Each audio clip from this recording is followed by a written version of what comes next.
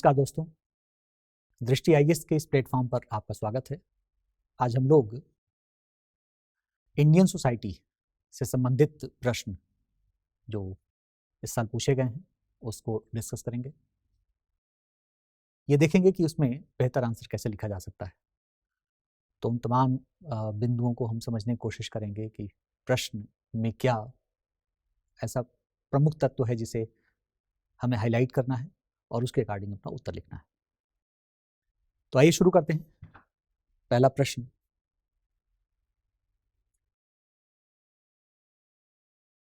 बहुत अच्छा प्रश्न है जाति व्यवस्था के संबंध में। बहुसांस्कृतिक भारतीय समाज को समझने में क्या जात की प्रासंगिकता समाप्त हो गई है? उदाहरणों सहित विस्तृत उत्तर दीजिए। Has caste lost its relevance in understanding the multicultural Indian society? आपका जो टॉपिक है भारतीय समाज की प्रमुख विशेषताएं, salient features of Indian society, उसमें ये एक सैलिएंट फीचर, एक प्रमुख विशेषता है जात व्यवस्था, जो आपने पढ़ाई है। अब जिस तरीके से जात व्यवस्था में चेंजेस हुए हैं, उन चेंजेस के मद्देनजर अगर हम ये मान लें कि जात व्यवस्था ने अपने मूल रूप को छोड़ दिया है, तो इसका मतलब ये हुआ कि जिसके आधार पर हम भारतीय समाज को समझ रहे थे, मतलब बहुत सारे आधारों में, बहुत सारे लक्षणों में जात व्यवस्था एक लक्षण था, और अगर उसने अपने मूल तत्व को, अपने मूल रूप को खो दिया है, इसका मतलब कि कम से कम इसके द्वारा तो अब हम इस बहुसांस्कृतिक भारतीय समाज को नहीं समझ पाएंगे। लेकिन अगर ऐसा हुआ है तो अब इसको समझने के लिए, अब इसमें देखिए रेलेवेंस पूछा जा रहा है इसका। मल्टीकल्चरल का मतलब आप समझ गए, मतलब एक ऐसा समाज जिसमें विविध संस्कृतियां, विविधता है। वो विविधता कई तत्वों को लेकर के है। उसमें आपको बताया मैंने कि जाति एक तत्व है। तो जाति मूल रूप में क्या रहा है, जब तक आप ये नहीं बताएंगे तब तक आप ये नहीं बता पाएंगे कि आज किस रूप में। तो सबसे पहले आपको क्या बताना है कि मूल रूप में जाति क्या रही है और आज किस रूप में है। तो आज जिस रूप में है उसको आप कंपेयर कर दीजिए मूल रूप से, तो आपको यह पता चलेगा कि दोनों के बीच में डिफरेंस कितना उत्पन्न हुआ है। जैसे मान लीजिए कि आज अगर हम ये कहते हैं कि आज के समय में जात व्यवस्था ने अपने मूल रूप को पूर्णतः खो दिया है, समाप्त कर दिया है, इसका मतलब कि बहुत बड़ी खाई, बहुत बड़ा डिफरेंस उत्पन्न हो गया है। और इसका मतलब ये होगा कि जाति आज के समय में रिलेवेंट नहीं है, प्रासंगिक नहीं। लेकिन अगर ऐसा हुआ हो तो और भी कुछ मुद्दे हैं जिसकी मैं चर्चा करूंगा। जब अपना उत्तर लिखेंगे तो उसको भी कहीं ना कहीं आपको हाईलाइट करना है। लेकिन सबसे पहले तो इसमें पूछा क्या जा रहा है ये आपको समझना है। तो यहां पर आपको करना क्या है कि यहां पर कास्ट मूलतः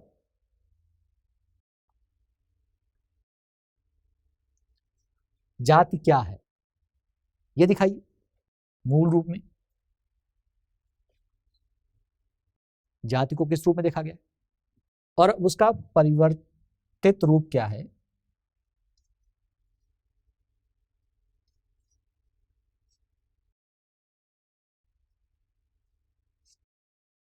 ये दिखाइए। इन दोनों के बीच में आप डिफरेंस को देख लीजिए और वही डिफरेंस आपको बताएगा कि ये कितना प्रासंगिक है। तो इन दो चीजों पे आपको ध्यान देना है, इनको हाईलाइट करना है। अब आइए देखते हैं मूल रूप में जात क्या रही है। तो जात को जिस तरीके से डिफाइन किया गया है, बहुत सारे डेफिनेशंस को क्लब करके जैसे बना लिया गया कि इन लक्षणों को अगर हम ले लें जाति के, तो उसे हम जात को समझ सकते हैं। ये प्रमुख लक्षण इसको ले लेते हैं तो उसमें जो इंपॉर्टेंट, जो बहुत गूढ़ चीजें हैं उनको लिया गया और उसको बताया गया कि जाति का खंडात्मक विभाजन। इसमें जो आप जात के लक्षण लेंगे,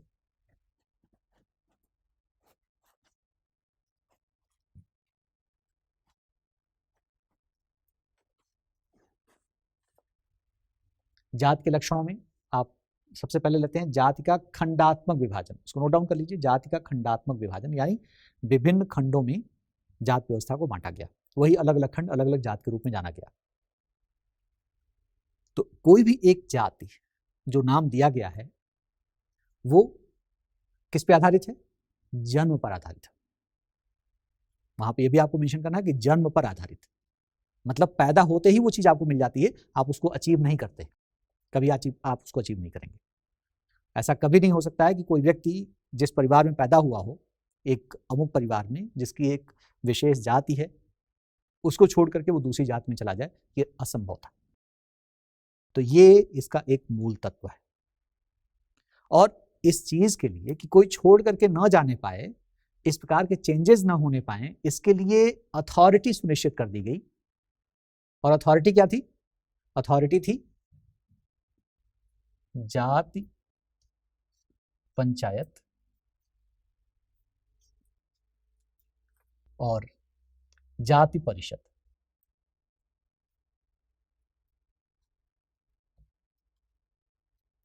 जाति पंचायत प्रत्येक जात का, मान लीजिए कि टोटल किसी भी एक रीजन में टोटल 20 जातियां हैं, मान लीजिए, कुछ भी हो सकता है, 20, 25, 40, कुछ भी हो सकता है, 20 मान के चलते हैं। 20 अगर जातियां हैं तो प्रत्येक जाति का एक जात पंचायत होता था।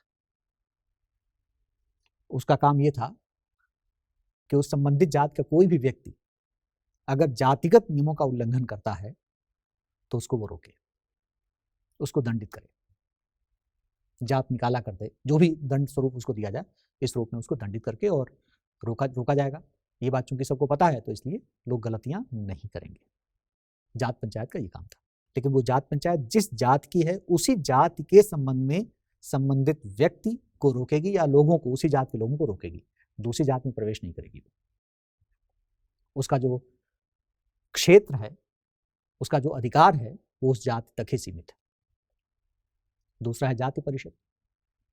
जाति परिषद एक रीजन में आपने देखा 20 जातियां, मान लीजिए हमने लिया जो है इसमें 20 जातियां, तो उन सभी जातियों का एक जाति परिषद होगा।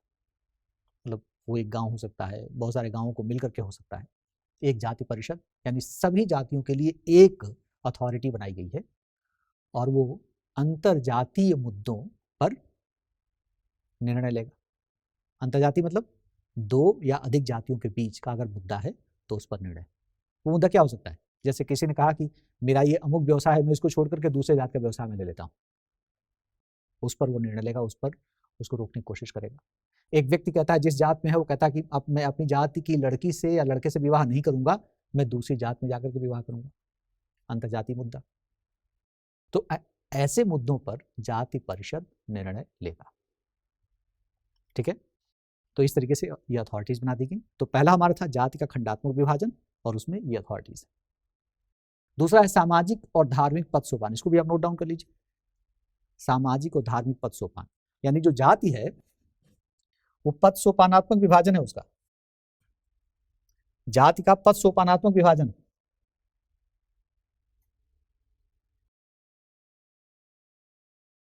विभिन्न ये पद हैं, ये अलग अलग जातियां हैं। इनफैक्ट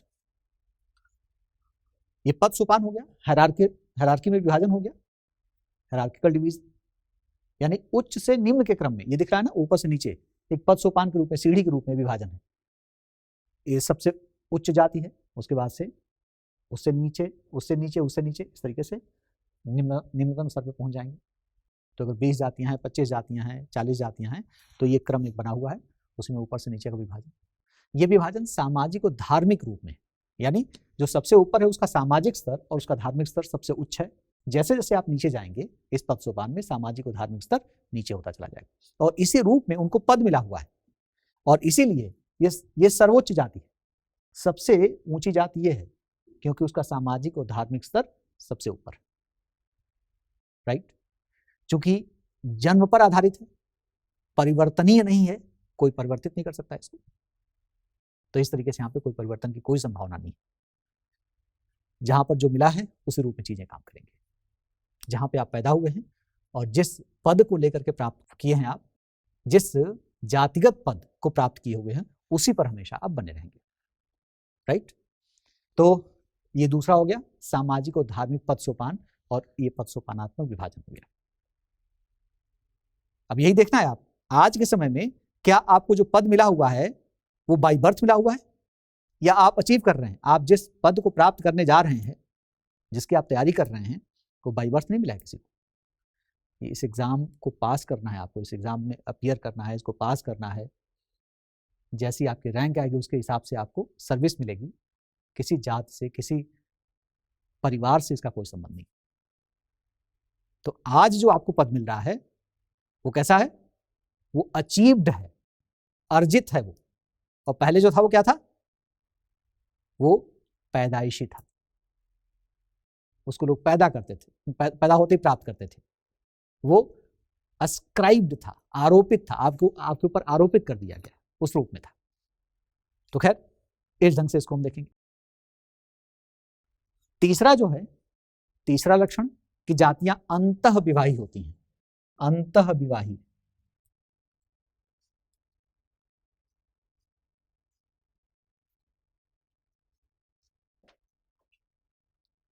एंडोगैमस इंग्लिश में कहते हैं। अंतः विवाही का मतलब क्या हुआ कि अपनी ही जाति में आपको विवाह करना है। अपनी जाति से हट करके आप विवाह नहीं कर सकते।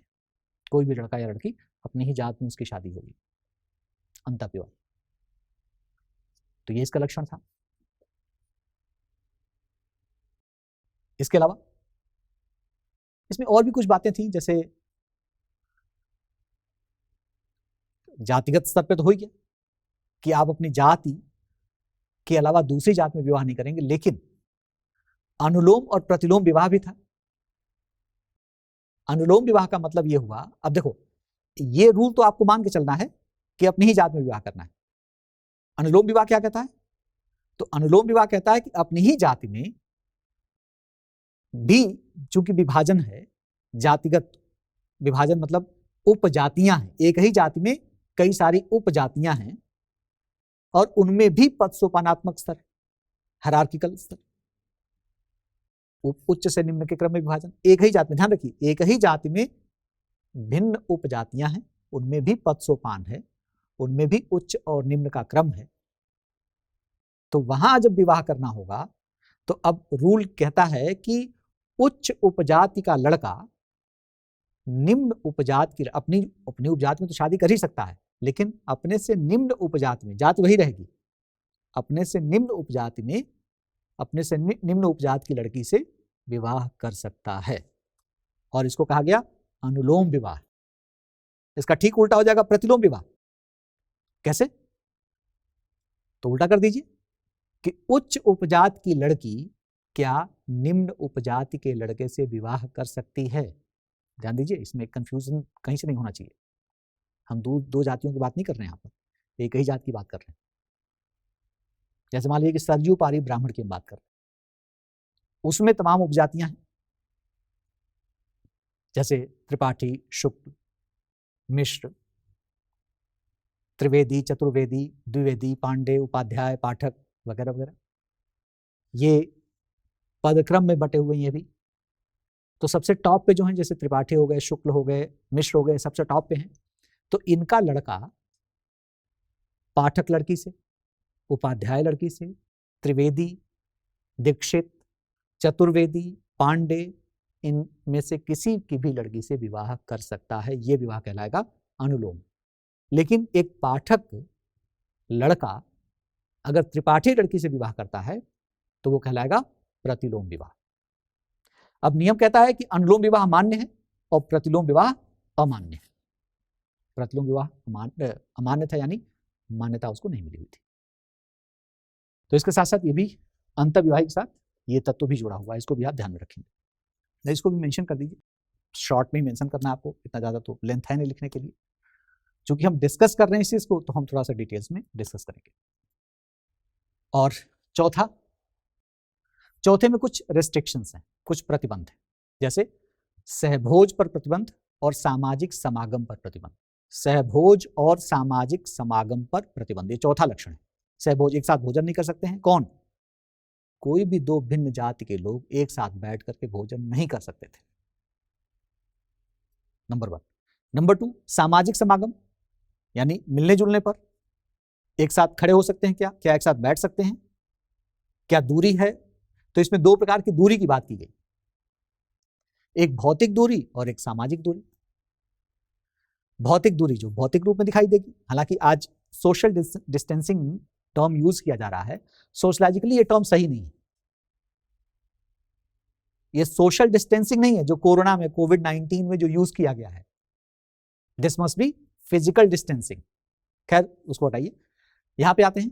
तो फिजिकल डिस्टेंस, फिजिकली मतलब एक डिस्टेंस होना चाहिए, तो वो किसके बीच में था, तो उच्च जातियों, चाहे विभिन्न जातियों और जो आज अनुसूचित जातियां कहलाती हैं, अस्पृश्य जिनको कहा गया था, इनके बीच में एक भौतिक दूरी बनी हुई थी। और यही कारण है कि जितनी भी ये जातियां थीं जिनको अस्पृश्य कहा गया था, इसी अस्पृश्यता के नाते उनको गांव से बाहर उनका निवास कर दिया गया था, बहुत दूर उनका निवास होता था गांव से बाहर जाकर के। तो ये तो भौतिक दूरी हो गई। और इसके साथ साथ जो सामाजिक दूरी, मानसिक दूरी है वो, कि दो भिन्न जाति के लोग किस रूप में एक साथ खड़े हो सकते हैं, किस रूप में एक साथ बैठ सकते हैं। तो जैसे उच्च जाति का व्यक्ति जिस खाट पे बैठा हुआ है, उसके बगल में उससे निम्न जाति का व्यक्ति नहीं बैठ सकता, उसके सामने बैठ सकता है, उसके बगल में खड़ा हो सकता है। कोई फिजिकल डिस्टेंसिंग नहीं यहां पर, लेकिन सिर्फ एक सम्मान के रूप में कि उसके बगल में एकदम बैठ करके, ये ना हो कि दोनों बराबर हैं, वो बराबरी मतलब पता चलना चाहिए बराबरी नहीं। तो इस रूप में एक सोशल डिस्टेंसिंग या मानसिक मेंटल डिस्टेंसिंग था जो फॉलो किया जाता था। तो ये 2 बातें इसमें आ गई। 5वां मुद्दा है व्यवसाय के चयन पर प्रतिबंध। व्यवसाय, सभी जातियों का अपना निश्चित व्यवसाय होता था, एकदम सुनिश्चित था। आप पैदा ही हुए हैं, कोई भी व्यक्ति पैदा हो रहा है एक व्यवसाय को लेकर, चयन नहीं है वहां पर। जो कई बार आपको बता चुका हूं मैं कि उसका चयन आप नहीं कर सकते हैं, दूसरे के व्यवसाय को आप नहीं ले सकते हैं, इस पर प्रतिबंध लगा हुआ था। और 6th है नागरिक एवं धार्मिक अक्षमताएं। ये चीज अस्पृश्य जातियों के लिए था। नागरिक अक्षमता के रूप में कि जिस एक तो गांव में नहीं रहेंगे वो, जिसमें बाकी सभी लोग रह रहे हैं वहां पर एग्जैक्टली नहीं रहेंगे, गांव से बाहर उनका निवास होगा। एक मुद्दा तो ये जो अभी हमने डिस्कस किया था। दूसरा कि जो गांव के लोग जिस कुएं का प्रयोग कर रहे हैं, जिस तालाब का प्रयोग कर रहे हैं, उसका प्रयोग वो नहीं करेंगे, सार्वजनिक स्थल पर नहीं जाएंगे वो लोग। ये नागरिक अक्षमताएं थी, वो अक्षम थे इस मामले में, उनको डिजेबल कर दिया गया था कि वो वहां पर नहीं जा सकते, वो इस काम को नहीं कर सकते। धार्मिक अक्षमताएं, उसमें मंदिर प्रवेश उनके लिए वर्जित था, मंदिर में नहीं जा सकते थे। मंदिर के लिए जो सड़क प्रयुक्त हो रही थी, जो सर्विस रोड थी, उसका प्रयोग नहीं कर सकते थे। वेद अध्ययन नहीं कर सकते थे, वैदिक मंत्रों का उच्चारण नहीं कर सकते थे, यहां तक कि सुन भी नहीं सकते थे। इसके लिए कठोर नियम बनाए गए थे। उनका जो अपना, उनके अपने जो संस्कार होते थे, जैसे वैवाहिक संस्कार है, तो उस संस्कार को पूरा करने के लिए एक शब्द नमः का प्रयोग करके उसको संपन्न किया जाएगा। जिस तरीके से तमाम वैदिक मंत्रों का उच्चारण अन्य लोगों के विवाह में किया जाता रहा है, किया जाता है, उनके साथ नहीं था। तो ये सब इन तमाम नियमों, उपनियमों, प्रतिबंधों के चलते ये पूरी व्यवस्था बनी हुई थी, यही जाति व्यवस्था थी। अब सवाल ये है कि क्या जाति आज भी उसी रूप में विद्यमान है? अगर है तो इसका मतलब प्रासंगिक है। तो अब हम परिवर्तन की बात करेंगे। परिवर्तन को हम लोग किस क्रम में देखेंगे? परिवर्तन को हम लोग सबसे, जहां पे सबसे ज्यादा परिवर्तन हुआ है, ऐसा नहीं कि इसी क्रम में जैसे हमने आपको बताया है, लक्षण के क्रम में नहीं देखेंगे, जिसमें सर्वाधिक परिवर्तन हुआ है वहां से लेकर के और सबसे कम पे लेकर हम पहुंचेंगे। राइट? तो बातें हैं, अब परिवर्तन की बात करते हैं तो उससे हम अब क्लियर हो जाएगा कि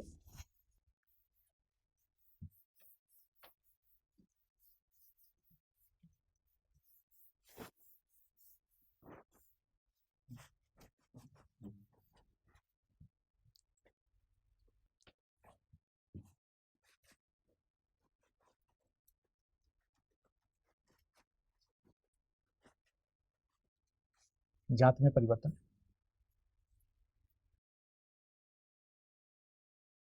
तो सबसे ज्यादा परिवर्तन जिसमें हुआ है वो है व्यवसाय।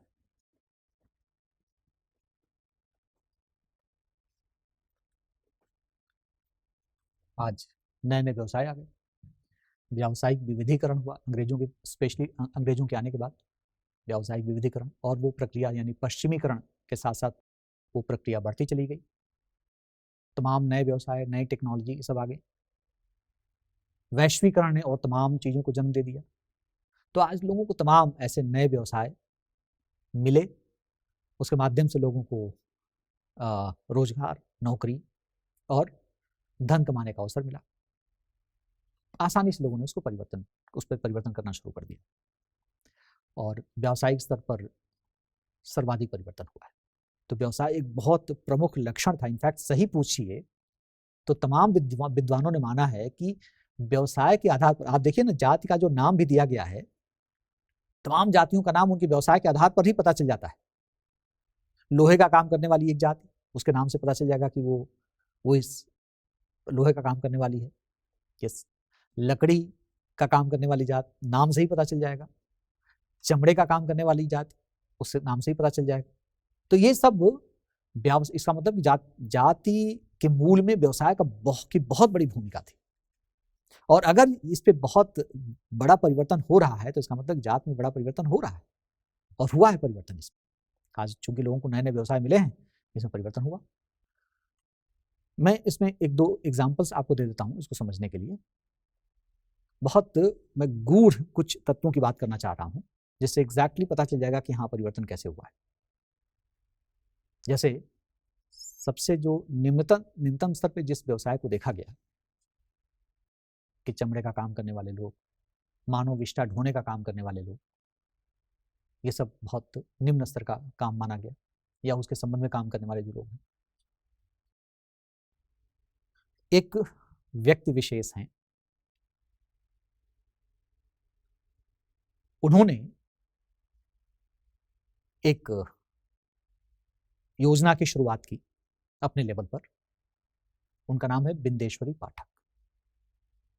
सुलभ शौचालय के फाउंडर हैं वो, जो आज तमाम छोटे छोटे शहरों में भी आज काम कर रहा है, अंतर्राष्ट्रीय स्तर पे भी काम कर रहा है। और उन्होंने सबसे पहले तो जिस पे प्रहार किया वो था मानव विष्ठा ढोने का जो काम था, मैनुअल स्कैवेंजिंग, उसको समाप्त किया उन्होंने, या उसको लगभग समाप्त करने में, हम ये नहीं कह रहे कि एकदम खत्म हो गया, लेकिन लगभग समाप्त करने में उनकी बहुत बड़ी भूमिका है। लेकिन ध्यान दीजिए ना कि इसमें जो काम किया जा रहा है, बेशक नो डाउट कि इसमें टेक्नोलॉजी का प्रयोग किया जा रहा है, इसमें उस रूप में नहीं एकदम मानव विष्ठा ढोने का सर पे कोई मल लेकर के नहीं चल रहा है, लेकिन कुछ न कहीं तो आप खड़े हो रहे हैं ना काम करने के लिए।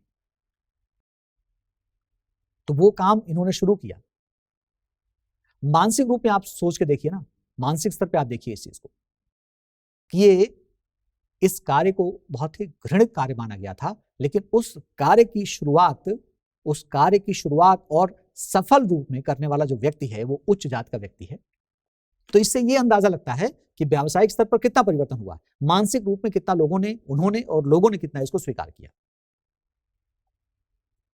ऐसा ये नहीं है कि मतलब क्या उन्होंने जाकर के सफाई की थी, शुरू की जरूर, जब शुरुआत किए होंगे तो जरूर किए होंगे, जाकर के वो सफाई जरूर किए होंगे। नहीं भी किए हैं तो वो उनके नाम से चल रहा है, उन्हीं को माना जाएगा, वही उसके फाउंडर है, वही उसके मालिक है।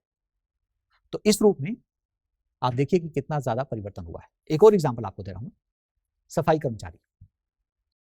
कर्मचारी की भर्ती हो रही है।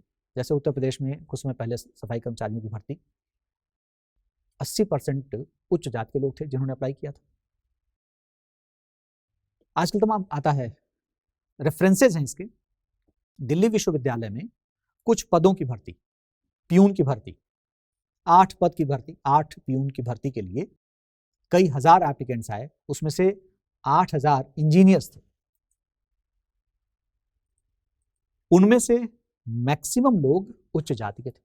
काम कौन सा करना है? सफाई का काम करना है। और सफाई कर्मी पहले कौन होते थे? एक जाति विशेष का, निम्न जाति का व्यक्ति होता, वो करता था। तो आज लोगों की धारणा कितनी अधिक बदल चुकी है।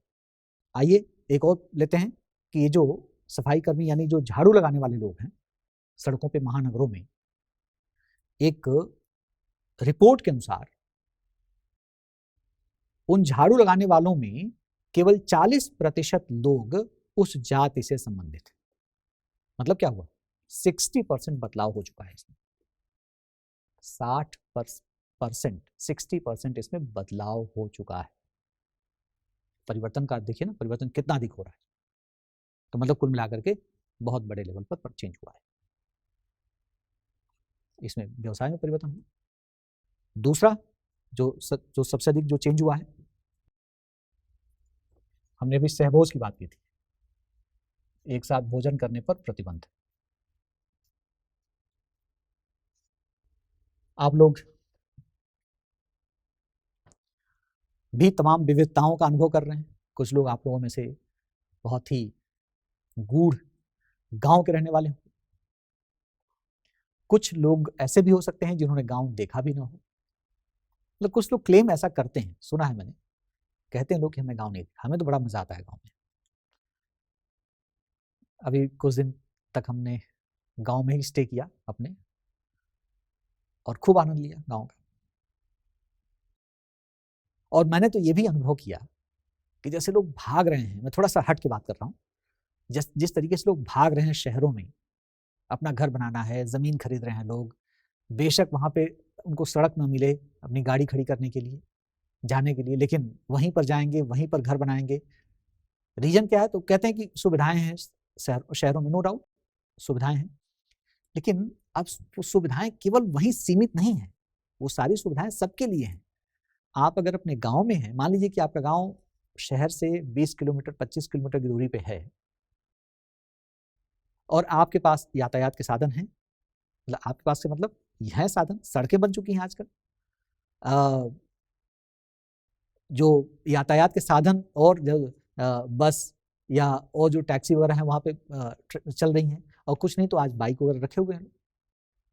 तो अगर आपके पास, और अगर आप सोच रहे हैं जाकर के शहर में घर बनवाने के लिए, तो इसका मतलब इतना तो संसाधन संपन्न आप हैं ही, बाइक वाइक तो आपके पास आराम से आ जाएगी। 20-25 किलोमीटर का डिस्टेंस आप आधे घंटे में, 45 मिनट में आप कवर कर लेंगे। अब इतने मात्र के लिए शहर में जाकर के रहने का कोई औचित्य है नहीं कि जाके उसको आप कंजस्ट कर रहे हैं, लेकिन लोग भाग रहे हैं, कर रहे हैं अपना सब। तो इसमें विविधताएं। यस, अब हमने थोड़ा शहर और गांव की बात इसलिए की क्योंकि ये जो परिवर्तन है शहर में बहुत पहले आ गया था। शहर में लोग सहभोज करने लग गए थे, एक साथ भोजन करने लग गए थे, बुफे सिस्टम में खाना खाना, यही होता है। अब कोई बैठ करके तो खाना खाता नहीं है। पहले क्या होता था, पहले सहभोज के नाम पर, प्रतिबंध के नाम पर जातिगत स्तर पर सम्मोहन किया जाता था, फिर लोगों को अलग किया जाता था। मतलब कि इस जात विशेष के लोग पहले खाना खाएंगे जो सबसे उच्च हैं, उसके बाद से जो दूसरे नंबर पे उच्च हैं उनको खिलाया जाएगा, फिर तीसरे नंबर, फिर चौथे नंबर, ऐसे होता था। अभी बुफे सिस्टम में क्या हो रहा है, अब वहाँ पे आप बोलते हैं कि भोजन रेडी है, तैयार है, उसमें जितने भी लोग हैं सब जाते हैं खाने के लिए, उसमें जातिगत स्थितियों को थोड़ी देखा जाता है, पद को थोड़ी देखा जाता है। ये बदलाव शहर में तो बहुत पहले आ गया था। अब ये बदलाव क्या गांव में भी आ रहा है? यस, गांव में भी आज लोग इसी को प्रेफर कर रहे हैं कि बुफे सिस्टम में खाना खिला रहे हैं। तो वहां पर जो सहभोज को लेकर प्रतिबंध था, वो प्रतिबंध काफी हद तक समाप्त हो चुका है। एक रिपोर्ट के अनुसार ये सहभोज पे प्रतिबंध महज 20% रह गया है, यानी 80% इसमें परिवर्तन आ चुका है। 20% में कई लोग, जैसे बूढ़े लोग हैं, वो लोग जाकर के खाना प्लेट में लेके खड़े होकर खाना खाने में असहज हैं, नहीं कर सकते। कुछ लोगों के लिए जाति का मुद्दा भी है, वो देख रहे हैं कि तमाम निम्न जाति के लोग हैं, खाना खा रहे हैं, तो उनके साथ हम बैठ के कैसे खाएंगे, हम इसको भी डिनाई नहीं कर सकते। कुछ लोग हैं जो प्लेट छोटा सा है, उसमें सहज महसूस नहीं करते हैं कि उसमें नहीं खाना खाएंगे, वगैरह वगैरह, इस सब बातें हैं। तो 20% इस पर हम मान लेते हैं, यानी 80% लोगों को कोई ऐतराज नहीं है, परिवर्तन हो चुका है। तो एक बहुत बड़ा परिवर्तन है। तो इसका मतलब कि जो लक्षण जिसके आधार पर हम जाति को देख रहे थे, उसमें ये सब मेजर चेंजेस हैं जो आ रहे हैं या आ चुके हैं। ठीक है, अब आते हैं थर्ड,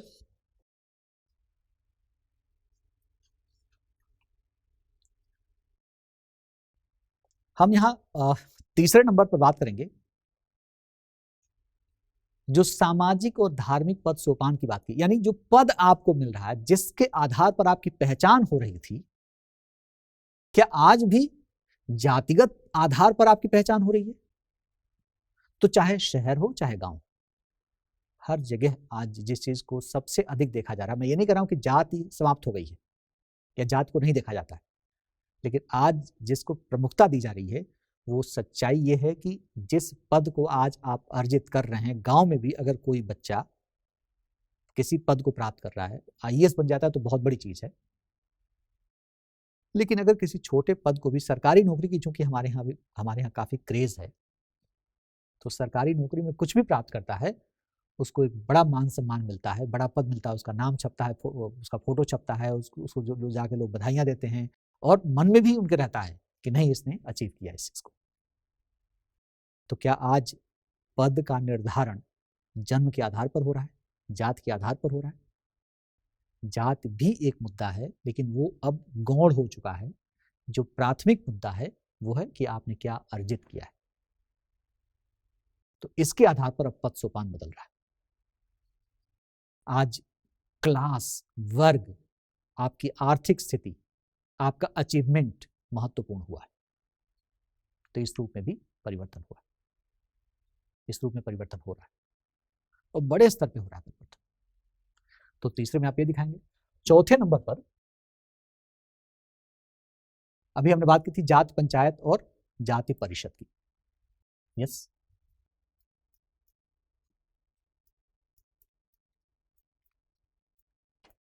जाति पंचायत और जाति परिषद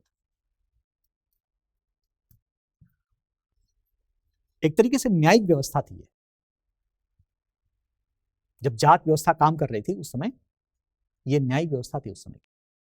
आज क्या है? आज हमारे पास न्यायिक व्यवस्था है, बहुत ही एक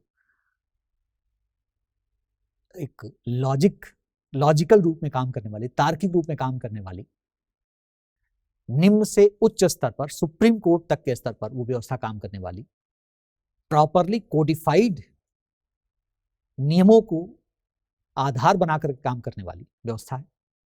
और लोगों का इस पे काफी हद तक विश्वास भी आ चुका है। अब लोग इसी प्रक्रिया को फॉलो कर रहे हैं, न्यायिक प्रक्रिया को ही फॉलो कर रहे हैं जो आज की है। और जब उसको फॉलो करेंगे तो अब इसके साथ क्लैश तो होगा नहीं, इसको छोड़ देंगे। अब तो यहाँ पर यह कि अगर मान लो पंचायत ने कोई फैसला अगर लिया, किसी व्यक्ति को जात निकाला करता है, वो कहता है जो मर्जी करो तुम, मुझसे कोई मतलब नहीं है। मेरे यहाँ अगर नहीं आते हो खाने के लिए कोई फर्क नहीं पड़ता, मुझे नहीं बुलाते हो खाने के लिए कोई खास फर्क नहीं पड़ता। जाति परिषद अगर किसी को दंडित करे, वो कहेगा कि चलो हम तुमको कोर्ट में लेकर चलते हैं, तुम तो हमको कैसे दंडित कर सकते हो, और कोर्ट इसको एकदम पूरी तरीके से इसको नकार देगा। मतलब कहने का ये कि जो आधुनिक न्यायिक व्यवस्था है उसने इसको काफी हद तक नलीफाई कर दिया, इसकी मात्रा काफी हद तक कम होगी। तो इस रूप में भी हम परिवर्तन को देख रहे हैं। पांचवें स्तर पर हम बात करेंगे जो अस्पृश्यता की बात अभी हमने की थी।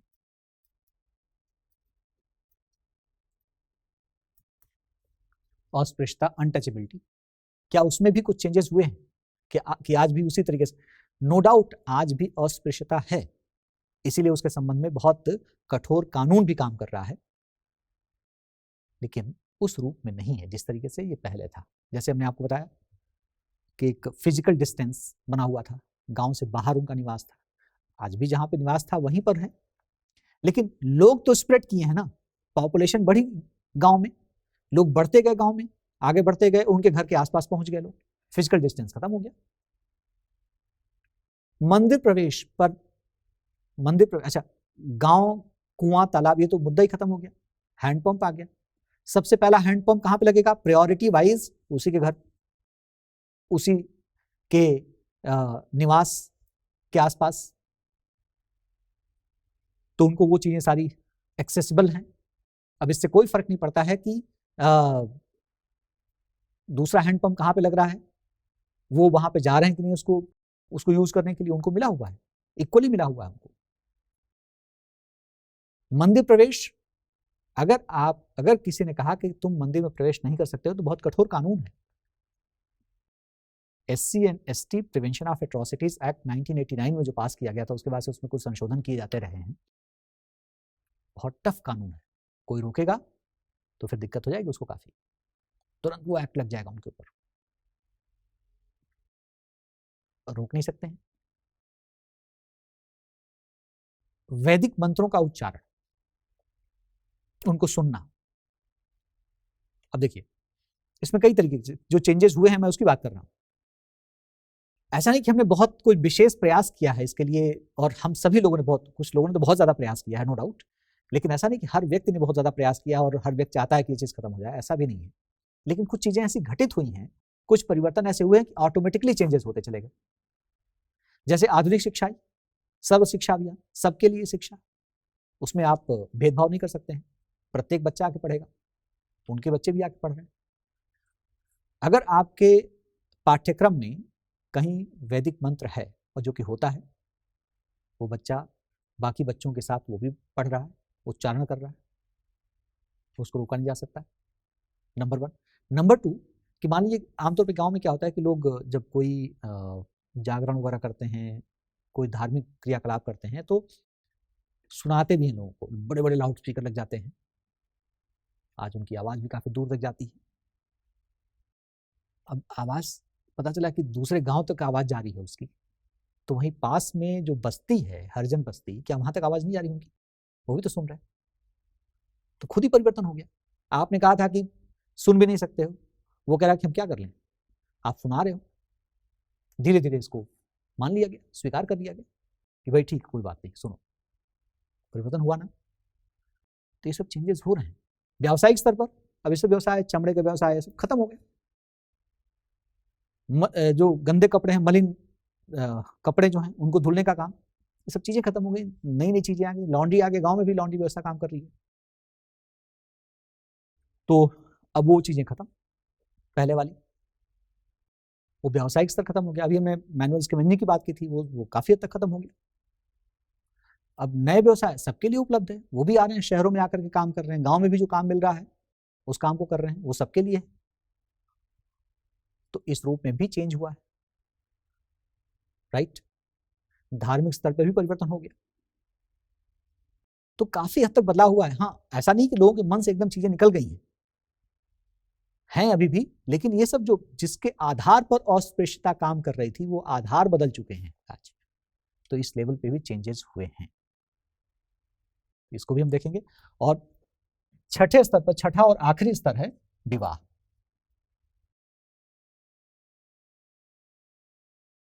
विवाह एक मुद्दा है जिसपे भी कोई खास परिवर्तन नहीं हुआ। जातियां अंतर्विवाही हैं, आज भी बनी हुई हैं। आज भी आमतौर पे लोग अंतर्जातीय विवाह करना पसंद नहीं करते हैं। आज भी विवाह आमतौर पे माता पिता की पसंद से होता है। ये सब चीजें हैं। भारत सरकार के एक आंकड़े के अनुसार कुल विवाहों में से महज 5% ऐसे हैं जो कि अंतरजातीय विवाह और प्रतिलोम विवाह के अंतर्गत आते हैं। बाकी 95% अंतःविवाही। इसमें कुछ खास चेंज नहीं हुआ, लेकिन परिवर्तन तो हुआ है। तो एक बड़े स्तर पे परिवर्तन जात व्यवस्था में देखा जा रहा है। कुछ मुद्दे अभी भी हैं जो काम कर रहे हैं, तो उन मुद्दों के संदर्भ में अगर हम देखें तो इसकी थोड़ी बहुत प्रासंगिकता अभी भी बनी हुई है। इसी संदर्भ में आप बात करेंगे कि इसने पूरी तरीके से अपने मतलब अपने अस्तित्व को नहीं खोया है। कुछ हद तक इसकी प्रासंगिकता बनी हुई है, और जिसका प्रयोग लोग अपने अपने पहचान को प्राप्त करने के रूप में कर रहे हैं। उसके नाम पर लोग संगठन बना रहे हैं, उसके नाम पर जातिगत समीकरण बन रहे हैं, जिसकी वजह से जातियों का राजनीतिकरण हुआ है। तो इन तमाम संदर्भों में अभी भी ये काम कर रही है व्यवस्था, और इस रूप में ये प्रासंगिक बनी हुई है, राइट। तो इस ढंग से आप अपना उत्तर लिखेंगे, राइट। अब आते हैं दूसरे प्रश्न पे। दूसरा प्रश्न हमारा, कोविड-19 महामारी ने भारत में वर्ग असमानताओं एवं गरीबी को गति दे दी है, टिप्पणी कीजिए। कोविड-19 pandemic accelerated class inequalities and poverty in India, comment. Class inequality, yes, अब देखिए यहां पर कोविड-19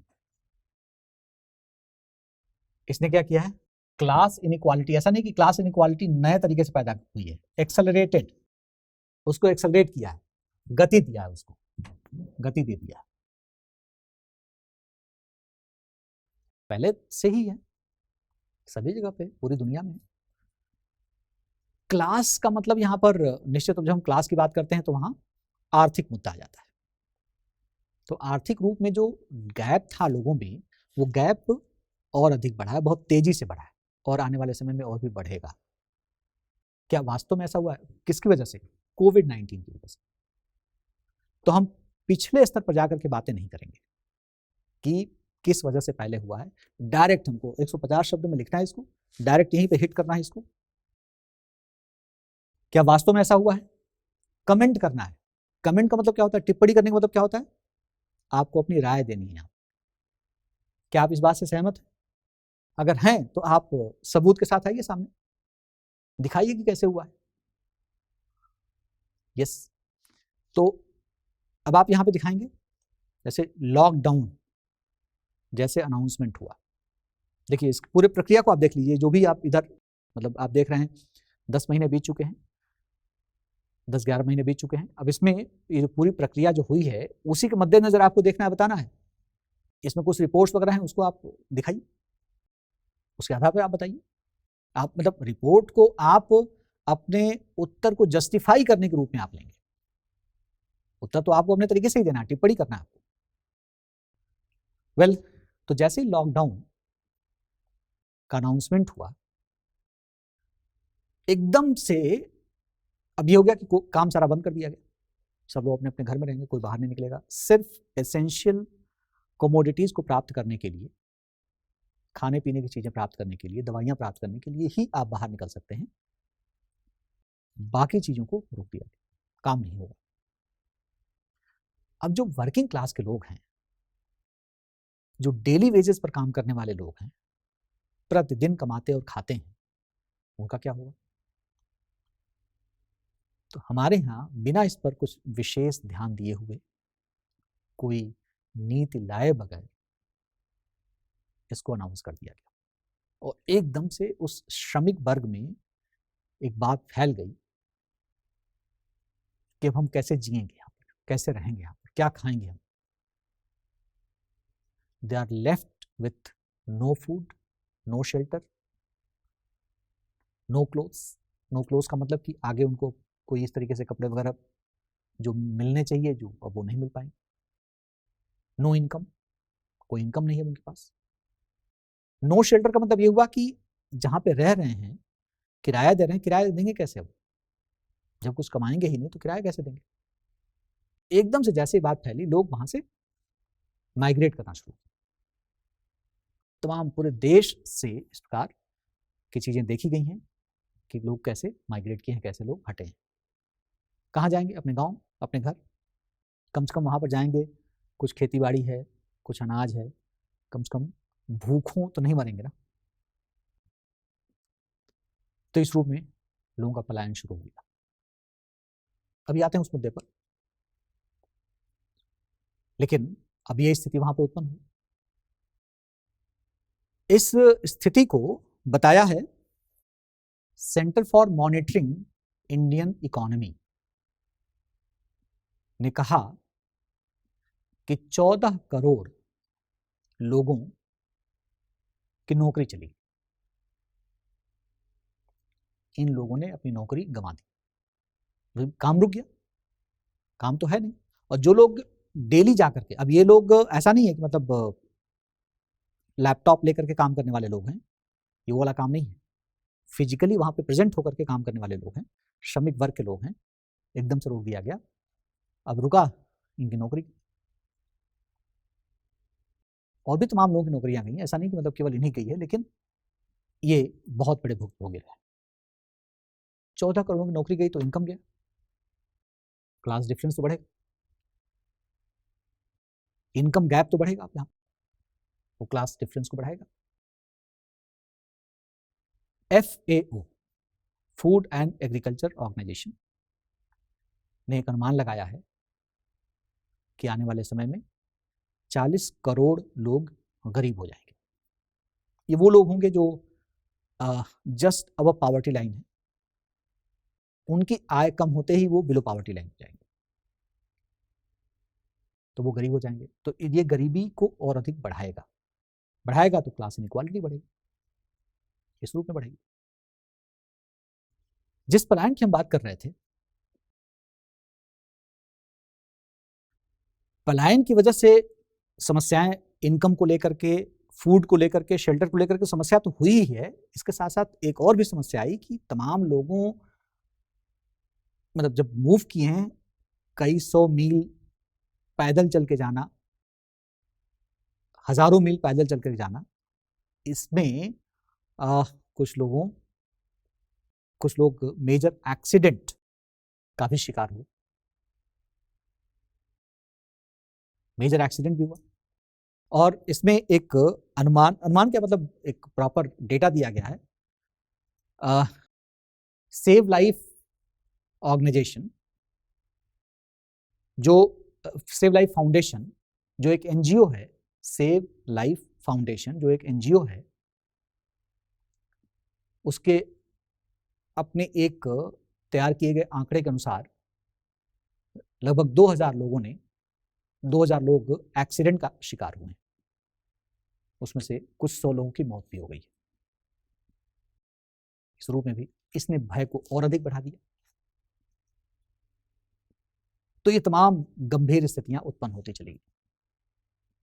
अब इसमें सरकार का क्या रोल था? तो मैंने आपको बताया कि बिना कोई नीति तैयार किए गए ये घोषणा कर दिया गया। अब चूंकि अचानक ये चीज आई, अच्छा ऐसा भी नहीं कि एकदम एक दिन में आ गई है, ये मालूम तो था, कुछ महीने से चीजें चल रही थी और ये था कि कभी भी इंडिया में ये स्थिति उत्पन्न हो सकती है, तो हम नीति बना सकते थे, लेकिन कुछ चूक हुई है और अब उसका भुगतान करना पड़ा है लोगों को। उस समय सरकार ने अपील किया लोगों से कि उनके लिए कुछ राशन की व्यवस्था की जा रही है, ड्राई राशन की व्यवस्था की जा रही है।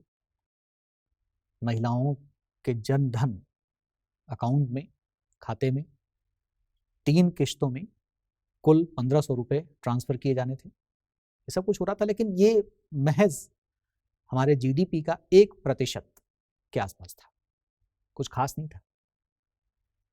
अब ये जो सरकारी प्रयास है, जो होना चाहिए था सोशल सपोर्ट सिस्टम को, हमारा जो सोशल सपोर्ट सिस्टम है उसको संस्थागत करने के रूप में होना चाहिए था। सरकार एकदम जैसे कि अन्य देशों में हुआ है, तमाम देशों में हुआ है, विकसित देशों ने तमाम चीजों को तुरंत अपने हाथ में ले लिया कि ये हमारा कर्तव्य है, हमारा उत्तरदायित्व है कि हम लोगों को पूरी तरीके से संरक्षण प्रदान करें। उन्होंने किया, आज भी चल रहा है। लेकिन हमारे यहाँ क्या हुआ? हमारे यहाँ कहा गया कि नागरिकों से अपील की गई, सिटीजन से अपील की गई कि आप आगे बढ़ चढ़ करके और लोगों का सपोर्ट करें, लोगों को सपोर्ट करें। इन तमाम लोगों को, जो लोग इस त्रासदी का बड़े स्तर पर शिकार हैं, उनको आप सपोर्ट कीजिए। अब देखिए कितना बड़ा अंतर है ये कि एक तरफ विकसित देशों में, तमाम देशों में, विकसित देश तो कर ही रहे हैं, और भी देशों ने किया है कि उन्होंने वहां पर सरकार ने खुद ले लिया ये पूरा जिम्मा, और हमारे यहाँ सरकार कह रही है हमारा छोटा सा एक जिम्मा लिया, लेकिन मेजर जिम्मा सौंपा किसके ऊपर? सिटीजन्स के ऊपर। तो जो सिटीजन्स राइट होना चाहिए था वो क्या बन गया? सिटीजन्स ड्यूटी बन गया। ये कहा गया कि आपकी ड्यूटी है, आप सपोर्ट कीजिए लोगों को। इसने स्थिति को और खराब किया। लोग तो जो करना था कर ही रहे थे, लेकिन सरकार को बढ़ चढ़ करके आगे आना चाहिए था। वो बहुत विशेष रूप में नहीं हो पाया। ऐसा नहीं कि तो सरकार ने किया नहीं है, लेकिन जिस रूप में होना चाहिए था, जिस तरीके से हमारे पास आज सबक है, लेसन है हमारे पास तमाम देशों का, वो नहीं हो पाया। राइट। एक और चीज, सरकार एक मामले में सख्त थी कि तमाम जो प्राइवेट कंपनियां हैं और वो अपने कर्मचारियों को, अपने श्रमिकों को वेतन नहीं दे रही हैं, वेतन देने से मना कर रही है। सरकार सख्त थी कि आप उसको रोक नहीं सकते, आपको वेतन देना पड़ेगा। काम हो रहा है चाहे नहीं हो रहा, वेतन आपको देना पड़ेगा। लोग सुप्रीम कोर्ट गए, सुप्रीम कोर्ट ने कहा नहीं, उनको भी रिलैक्सेशन मिलना चाहिए। जब उनको पैसे जो उनके पास नहीं आ रहे तो वो कहाँ से वेतन देंगे? तो सरकार का जो सख्त रवैया था, रुख था, सरकार वहाँ पर नरम पड़ी। फिर ये हो गया कि नहीं, मतलब आप इसके लिए बाध्य नहीं, वेतन देने के लिए बाध्य नहीं, आप कम करके वेतन दीजिए, आप चाहें तो लोगों को वहाँ से निकाल सकते हैं। लोगों ने ऐसा किया, तमाम कंपनियों ने किया ऐसा, लोग निकाले गए, वेतन कम किया गया। तो अब देखिए इससे क्या हुआ कि उनका जो इनकम लेवल है वो तो प्रभावित नहीं हो रहा है, क्योंकि एक मेजर पार्ट वो जो दे रहे थे इन सैलरी के रूप में, वो अब देने के लिए बाध्य नहीं है, तो वो उतने प्रभावित नहीं हो रहे हैं। लेकिन जिसको नहीं मिलेगा, एकदम से नहीं मिलेगा, वो तो पूरी तरह प्रभावित हो गया, और जिसको थोड़ा बहुत मिल रहा है वो भी प्रभावित हो रहा है। क्लास इनइक्वालिटी बढ़ रही, इस प्रकार की भी समस्या उत्पन्न हुई। ओके, अब एक और पॉइंट लेते हैं शिक्षा को लेकर के, डिजिटल डिवाइड। आज सबसे शुक्र है कि हमारे पास ऑनलाइन प्लेटफॉर्म बना हुआ था कुछ हद तक, उसका प्रयोग करके स्कूल लेवल पर भी हुआ। स्कूल्स ने कहा कि हम हमारे टीचर्स हैं, पढ़ा रहे हैं बच्चों को, ऑनलाइन पढ़ा रहे हैं, तमाम ऐप्स का प्रयोग किया गया, जूम ऐप का प्रयोग किया गया।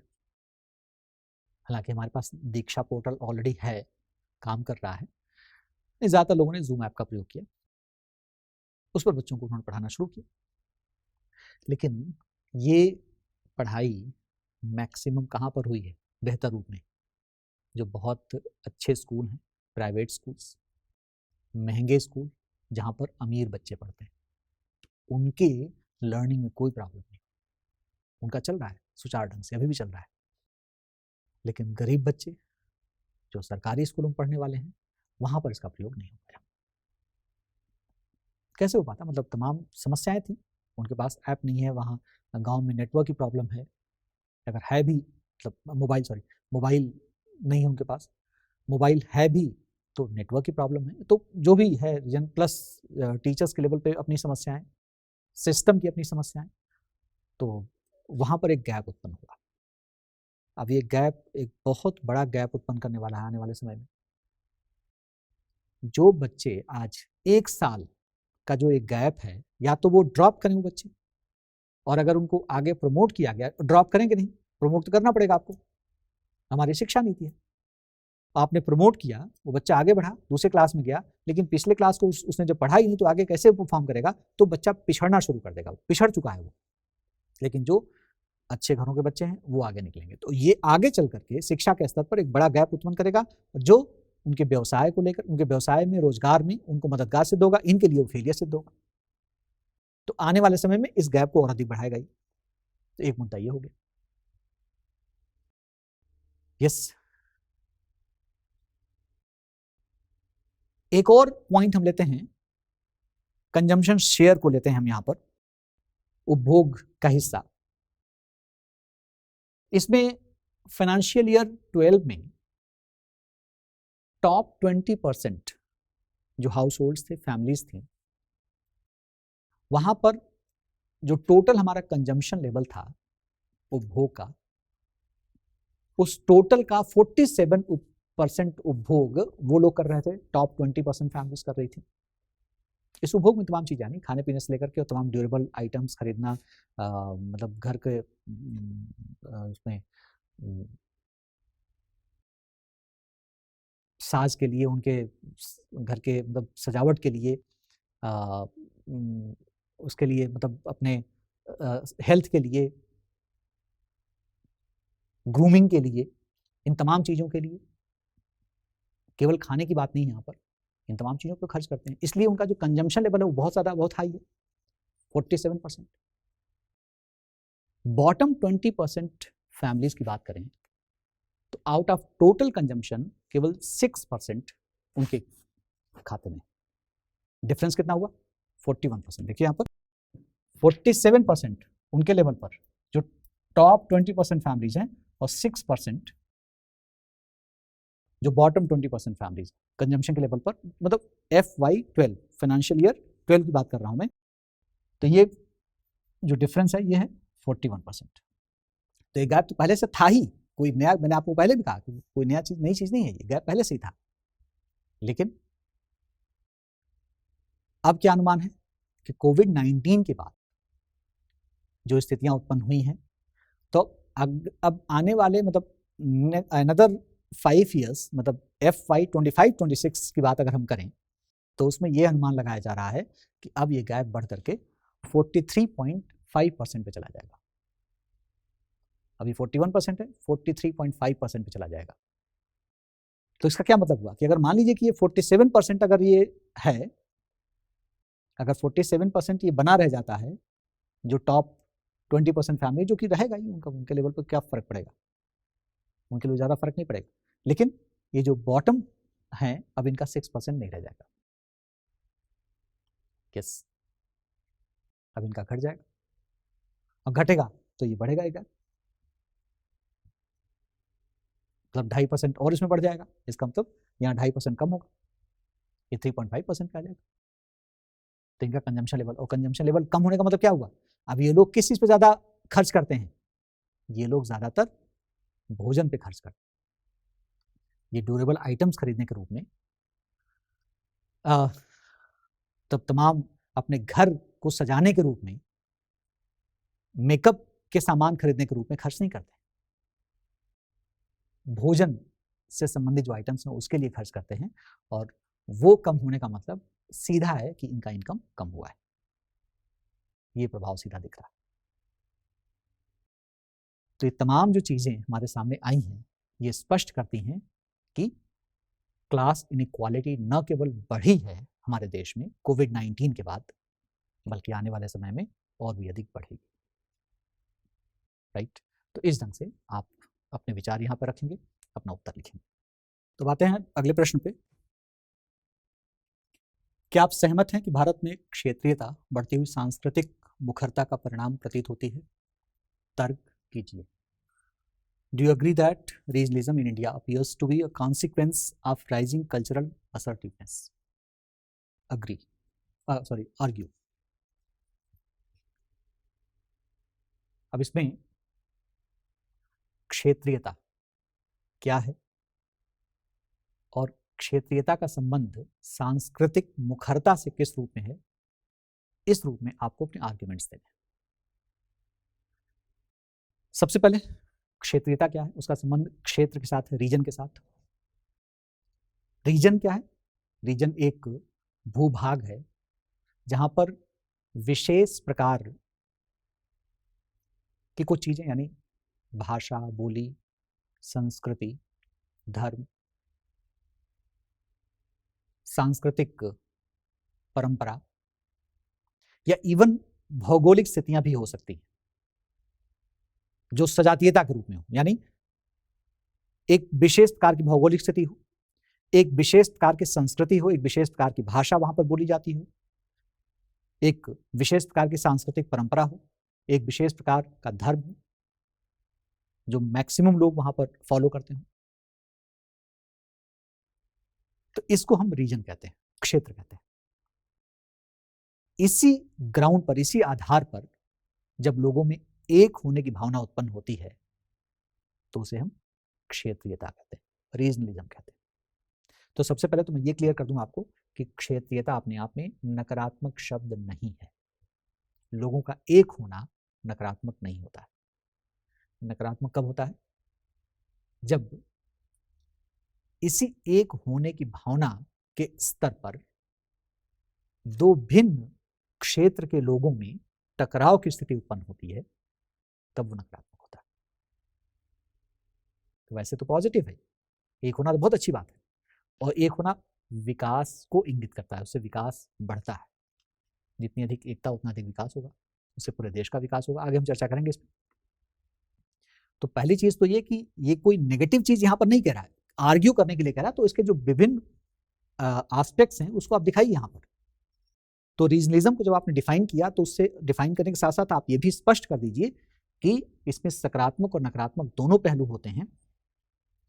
सकारात्मक लोगों में एकता के साथ जुड़ी होती है, और नकारात्मक जब लोगों में संघर्ष की स्थिति उत्पन्न होती है तब उत्पन्न होती है नकारात्मक स्थिति। राइट, अब हमारे यहां जो क्षेत्रीयता है वो किन कारणों से उत्पन्न हुई? तो उसमें कल्चरल असर्टिवनेस जो है, सांस्कृतिक मुखरता, नो डाउट की है वो, एक कैसे होंगे लोग, तो उनमें वो फीलिंग आनी चाहिए, वो एक भावना है कि हम सब एक संस्कृति वाले हैं, हम एक सब एक धर्म वाले हैं, हम सब एक भाषा बोलते हैं, तो ये फीलिंग आनी चाहिए। और ये फीलिंग आने का मतलब क्या हुआ, असर्टिवनेस। ये सांस्कृतिक स्तर पर चीजें सारी हैं और वो असर्टिवनेस है, वहां पर मुखरता है। तो इसमें कोई दो राय नहीं है कि कल्चरल असर्टिवनेस अपने आप में एक बड़ी भूमिका निभा रहा है इसके लिए। मतलब देखिए, कोई ऐसा रॉकेट साइंस नहीं होता है, ये केवल यही एक मात्र तरीका है, लेकिन इसकी बहुत बड़ी भूमिका है। इस रूप में सबसे पहले आपने दिखा दिया। अब आइए कौन कौन से इसके कारण हैं, किन कारणों से ये असर्टिवनेस दिख रही है, मतलब कौन कौन से रूप हैं उसके, और उससे रीजनिज्म उत्पन्न हो रहा है। तो इसमें है सांस्कृतिक परंपरा, इसमें है सांस्कृतिक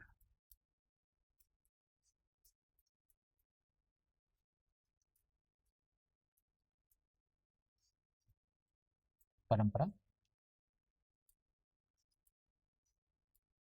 भाषा,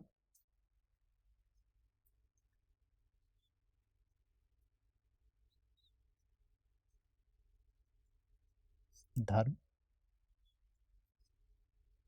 सांस्कृतिक पहचान।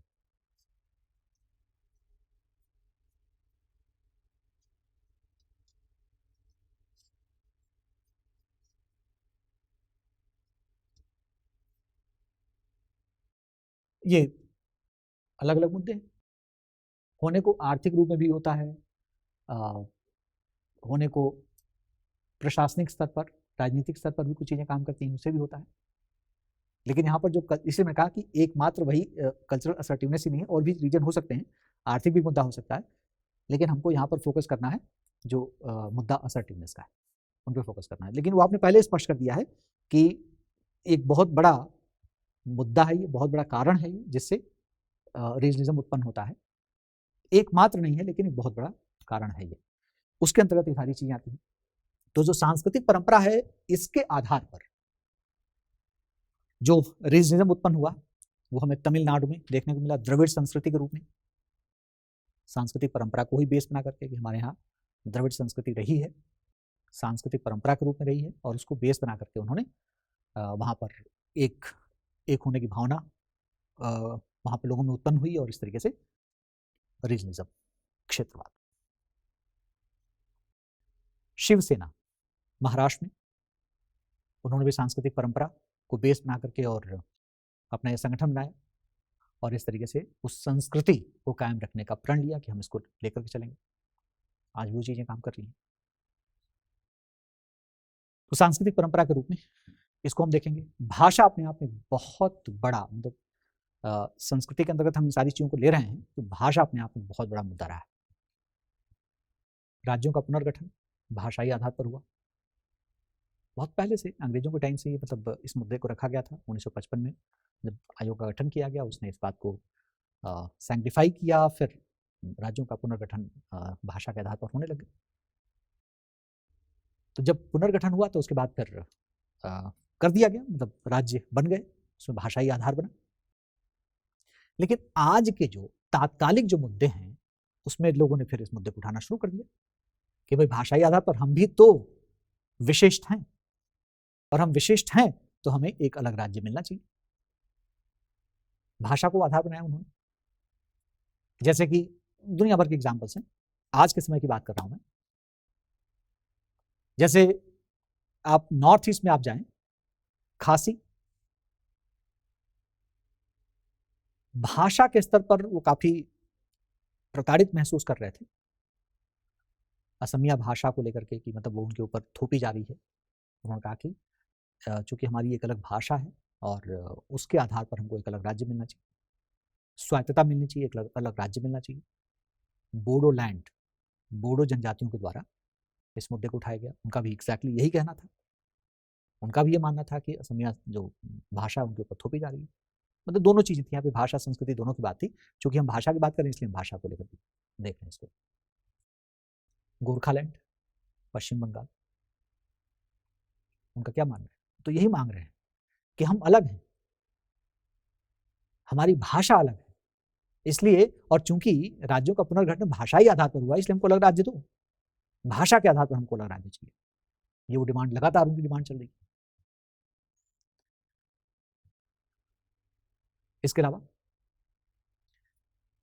केरल और कर्नाटक के बीच में एक स्थान है जहां पर लोग तुलु भाषा बोलते हैं, तो वो कह रहे हैं कि हमको एक अलग राज्य चाहिए, तुलु नाडु की मांग कर रहे हैं उस मुद्दे पर। एक स्थान है बेलगांव, अभी फिलहाल कर्नाटक में है वो, लेकिन वहां पर मैक्सिमम 70%, लगभग 70% लोग मराठी भाषा का प्रयोग करते हैं। तो महाराष्ट्र सरकार या महाराष्ट्र के लोग ये कह रहे हैं कि ये हमारा हिस्सा है, हमको मिलना चाहिए, ये महाराष्ट्र का हिस्सा होना चाहिए, क्योंकि वहाँ मैक्सिमम लोग मराठी भाषा का प्रयोग कर रहे हैं। तो मतलब कहने का, अब देखिए क्षेत्रवाद कैसे उत्पन्न हो रहा है यहाँ पर, क्षेत्रीयता कैसे उत्पन्न हो रही है। तो भाषा अपने आप में एक आधार, उत्तर प्रदेश को देखिए, 4 में जो उसके विभाजन की बात चल रही है उसमें भाषा एक आधार है, मतलब बहुत सारे आधारों में भाषा एक आधार है। तो भाषा के स्तर पर आप देखेंगे तो ये तमाम चीजें आपको दिखेंगी। धर्म के रूप में देखें, पंजाब में खालिस्तान की मांग की गई थी, अभी भी कहीं कहीं कुछ कुछ मुद्दे उठते हैं धर्म के आधार पर। जम्मू कश्मीर में लगातार डिमांड रही है कि जम्मू कश्मीर को 3 भागों में डिवाइड किया जाए, Muslim dominant valley region, Jammu Hindu dominant, Ladakh Buddhist dominant, 3 में डिवीजन। हालांकि अब तो डिवीजन 2 में हुआ ही है, अभी थोड़ा सा ये मामला दबा हुआ है, लेकिन हो सकता है कि आने वाले समय में जम्मू और कश्मीर को लेकर के फिर ये मुद्दा उठे। ये मुद्दे थे धर्म को बेस बना करके, और ये क्षेत्रीय था, मतलब कि उनका ये मानना है कि हम सब एक हैं धर्म के आधार पर, हमको अलग करो, हमारा धर्म हमारी संस्कृति अलग है, इनसे अलग है, इनसे अलग है, इस रूप में अपनी डिमांड चल रही थी। तो धर्म के आधार पर क्षेत्रीयता। संस्कृति, सांस्कृतिक पहचान को लेकर के बात करें तो फिर वही आइए, जो हमने बोडो की बात की थी, खासी की बात की, फिर वो मुद्दा आ जाएगा। सांस्कृतिक पहचान को लेकर के भी उनका ये मानना है कि उनकी पहचान खत्म हो रही है। तो पहचान कैसे बनेगी, जब तक वो स्वायत्तता नहीं मिलेगी, और साथ साथ उनको वो अलग राज्य की जो मांग कर रहे हैं कि वो राज्य के माध्यम से अपनी स्वायत्तता को और अपनी पहचान को बरकरार रख सकते हैं, मेंटेन रख सकते हैं, तो वो उनको चाहिए। करवी और दिमसा, वहीं नॉर्थ ईस्ट में ही करवी और दिमसा की भी यही डिमांड है। वो भी कह रहे हैं कि उनको मतलब एक स्वायत्तता मिलनी चाहिए, वरना उनकी पहचान खत्म हो रही है। तो एक रीजनलिज्म वहां पर दिखाई दे रहा है। यस, इसके अलावा झारखंड की हम बात करें, झारखंड की स्थापना हो चुकी है, 2000 में वो गठित हो चुका है, लेकिन एक मुद्दा सांस्कृतिक पहचान के रूप में था कि सबकी सांस्कृतिक पहचान एक है इन तमाम लोगों की। और हालांकि डिमांड तो कुछ और थी, उस डिमांड में कुछ हिस्सा ओडिशा से, कुछ हिस्सा उसमें मध्य प्रदेश था तो मध्य प्रदेश से, कुछ हिस्सा वेस्ट बंगाल से लेकर के एक मैप तैयार किया गया था। वो नहीं किया गया, बस इतना ही किया गया कि बिहार को 2 पार्ट्स में डिवाइड कर दिया गया, लेकिन सांस्कृतिक पहचान एक बड़ा मुद्दा था। विदर्भ की मांग चल रही है भीलों के द्वारा महाराष्ट्र में। सीधा एक मतलब हमारी अलग सांस्कृतिक पहचान है, एक अलग संस्कृति हमारी, और पहचान हमारी नष्ट हो रही है। ये खतरा भी दिखा रहे हैं वो डर है हमें, हमारी पहचान नष्ट हो जाएगी, राइट। तो ये सब बहुत सारे मुद्दे हैं, और इसमें आप पूरे में आप देख रहे हैं कि संस्कृति किस तरीके से अपना रोल प्ले कर रही है, कल्चरल असर्टिवनेस है यहाँ पर। लेकिन इसका मतलब नेगेटिव नहीं होता है। अब इसमें दोनों मुद्दों को दिखा दिया, दोनों चीज़ों दिखा दी कि किस तरीके से सकारात्मक और नकारात्मक दोनों रूपों में कैसे काम कर रहा है। तो सकारात्मक में आपको बताया मैंने कि इसमें यूनिटी सबसे प्रमुख चीज़ है, यूनिटी, एकता की भावना। ये भावना है, एक फीलिंग है जो उत्पन्न होती है लोगों में, और जब लोग एक होंगे, एक होकर के काम करेंगे तो वहाँ विकास होगा। जितना ज़्यादा संघर्ष कम होगा, विकास उतना ही बढ़ेगा। उनका विकास होगा तो देश का विकास होगा, चीज़ें साथ साथ चलती रहेंगी।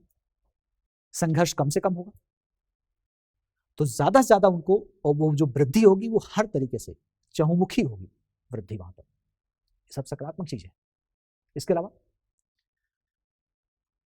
वो अपनी समस्या, जो भी उनकी अपनी समस्या है, केंद्रीकृत स्तर पर अपनी समस्या को आसानी से बेहतर रूप में रख पाएंगे कि ये हमारी अपनी पर्टिकुलर समस्या है, हमारे क्षेत्र की समस्या है, क्षेत्रवाद है तो वहाँ पर उनकी अपनी समस्याएं भी होंगी, उसको वहाँ पर रख पाएंगे। और जब समस्याएं सभी क्षेत्र के लोग अलग अलग हैं, 10 अलग अलग क्षेत्र हैं, 20 अलग अलग क्षेत्र हैं, 30 हैं, सब अपनी अपनी समस्या, विशिष्ट समस्या को लेकर के आ रहे हैं, उसमें कुछ समस्याएं कॉमन होंगी, उस पर कॉमन नियम बन जाएगा, नीति बन जाएगी, लेकिन जो विशिष्ट होंगी उस पर विशिष्ट रूप में बनेगा। मतलब कहने का ये कि नीतियां तैयार करने में हमारे लिए काफ़ी आसानी हो जाएगी। सरकार को भी नीतिगत फैसला लेने में, नीति तैयार करने में बहुत सहूलियत हो जाएगी जब उनको इस प्रकार की चीज़ें वहाँ पर आसानी से मिल जाएंगी। तो ये सब सकारात्मक है। नकारात्मक कब होता है?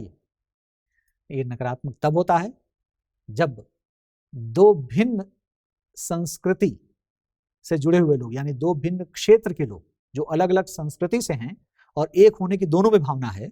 इसको आप इस ढंग से देखिए,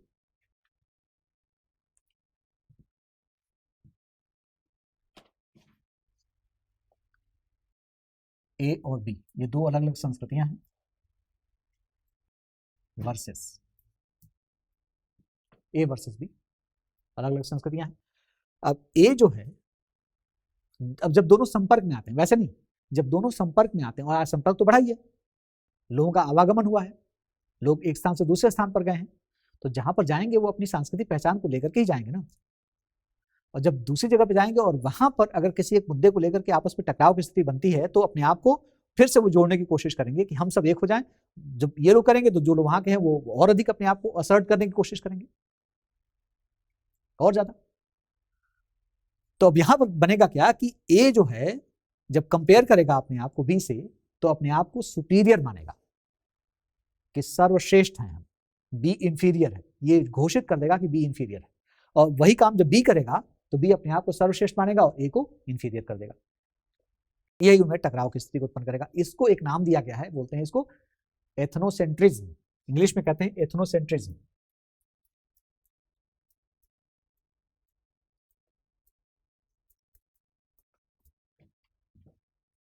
हिंदी में कहते हैं निर्जाति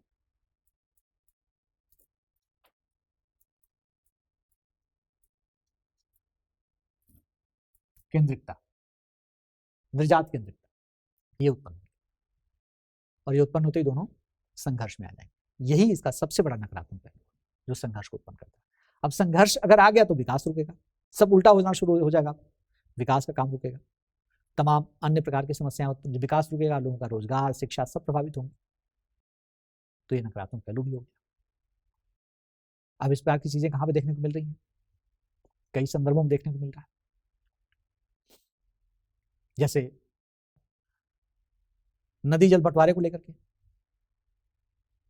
कावेरी जल विवाद, मुल्ला पेरियार बांध विवाद, ये अलग अलग रीज, तब जैसे कावेरी जल विवाद की स्थिति कर्नाटक तमिलनाडु के बीच में रही है, फिर आगे चल करके इसमें केरल भी जुड़ गया, पुडुचेरी भी जुड़ गया इसमें, मतलब 3 राज्य, एक केंद्र शासित प्रदेश। केरल और कर्नाटक के बीच में समस्या है। तो मतलब कहने का है कि अब ये जो समस्याएं हैं ये किसी भी एक मुद्दे को लेकर के हो सकती हैं, लेकिन क्षेत्रीयता के अंतर्गत, क्षेत्रवाद या रीजनलिज्म के अंतर्गत है। कोई भी समझौता करने को तैयार नहीं हो रहा है, संघर्ष है। दोनों में अगर एकता होती तो आसानी से समझौता हो जाता, लेकिन क्योंकि दोनों अपने आप को सुपीरियर मान रहे हैं तो कोई जल्दी समझौता करने को तैयार नहीं कि हम क्यों समझौता करें। वहां पर संघर्ष बना रहेगा जो दिखाई दे रहा है। इसके अलावा और भी मुद्दे हैं,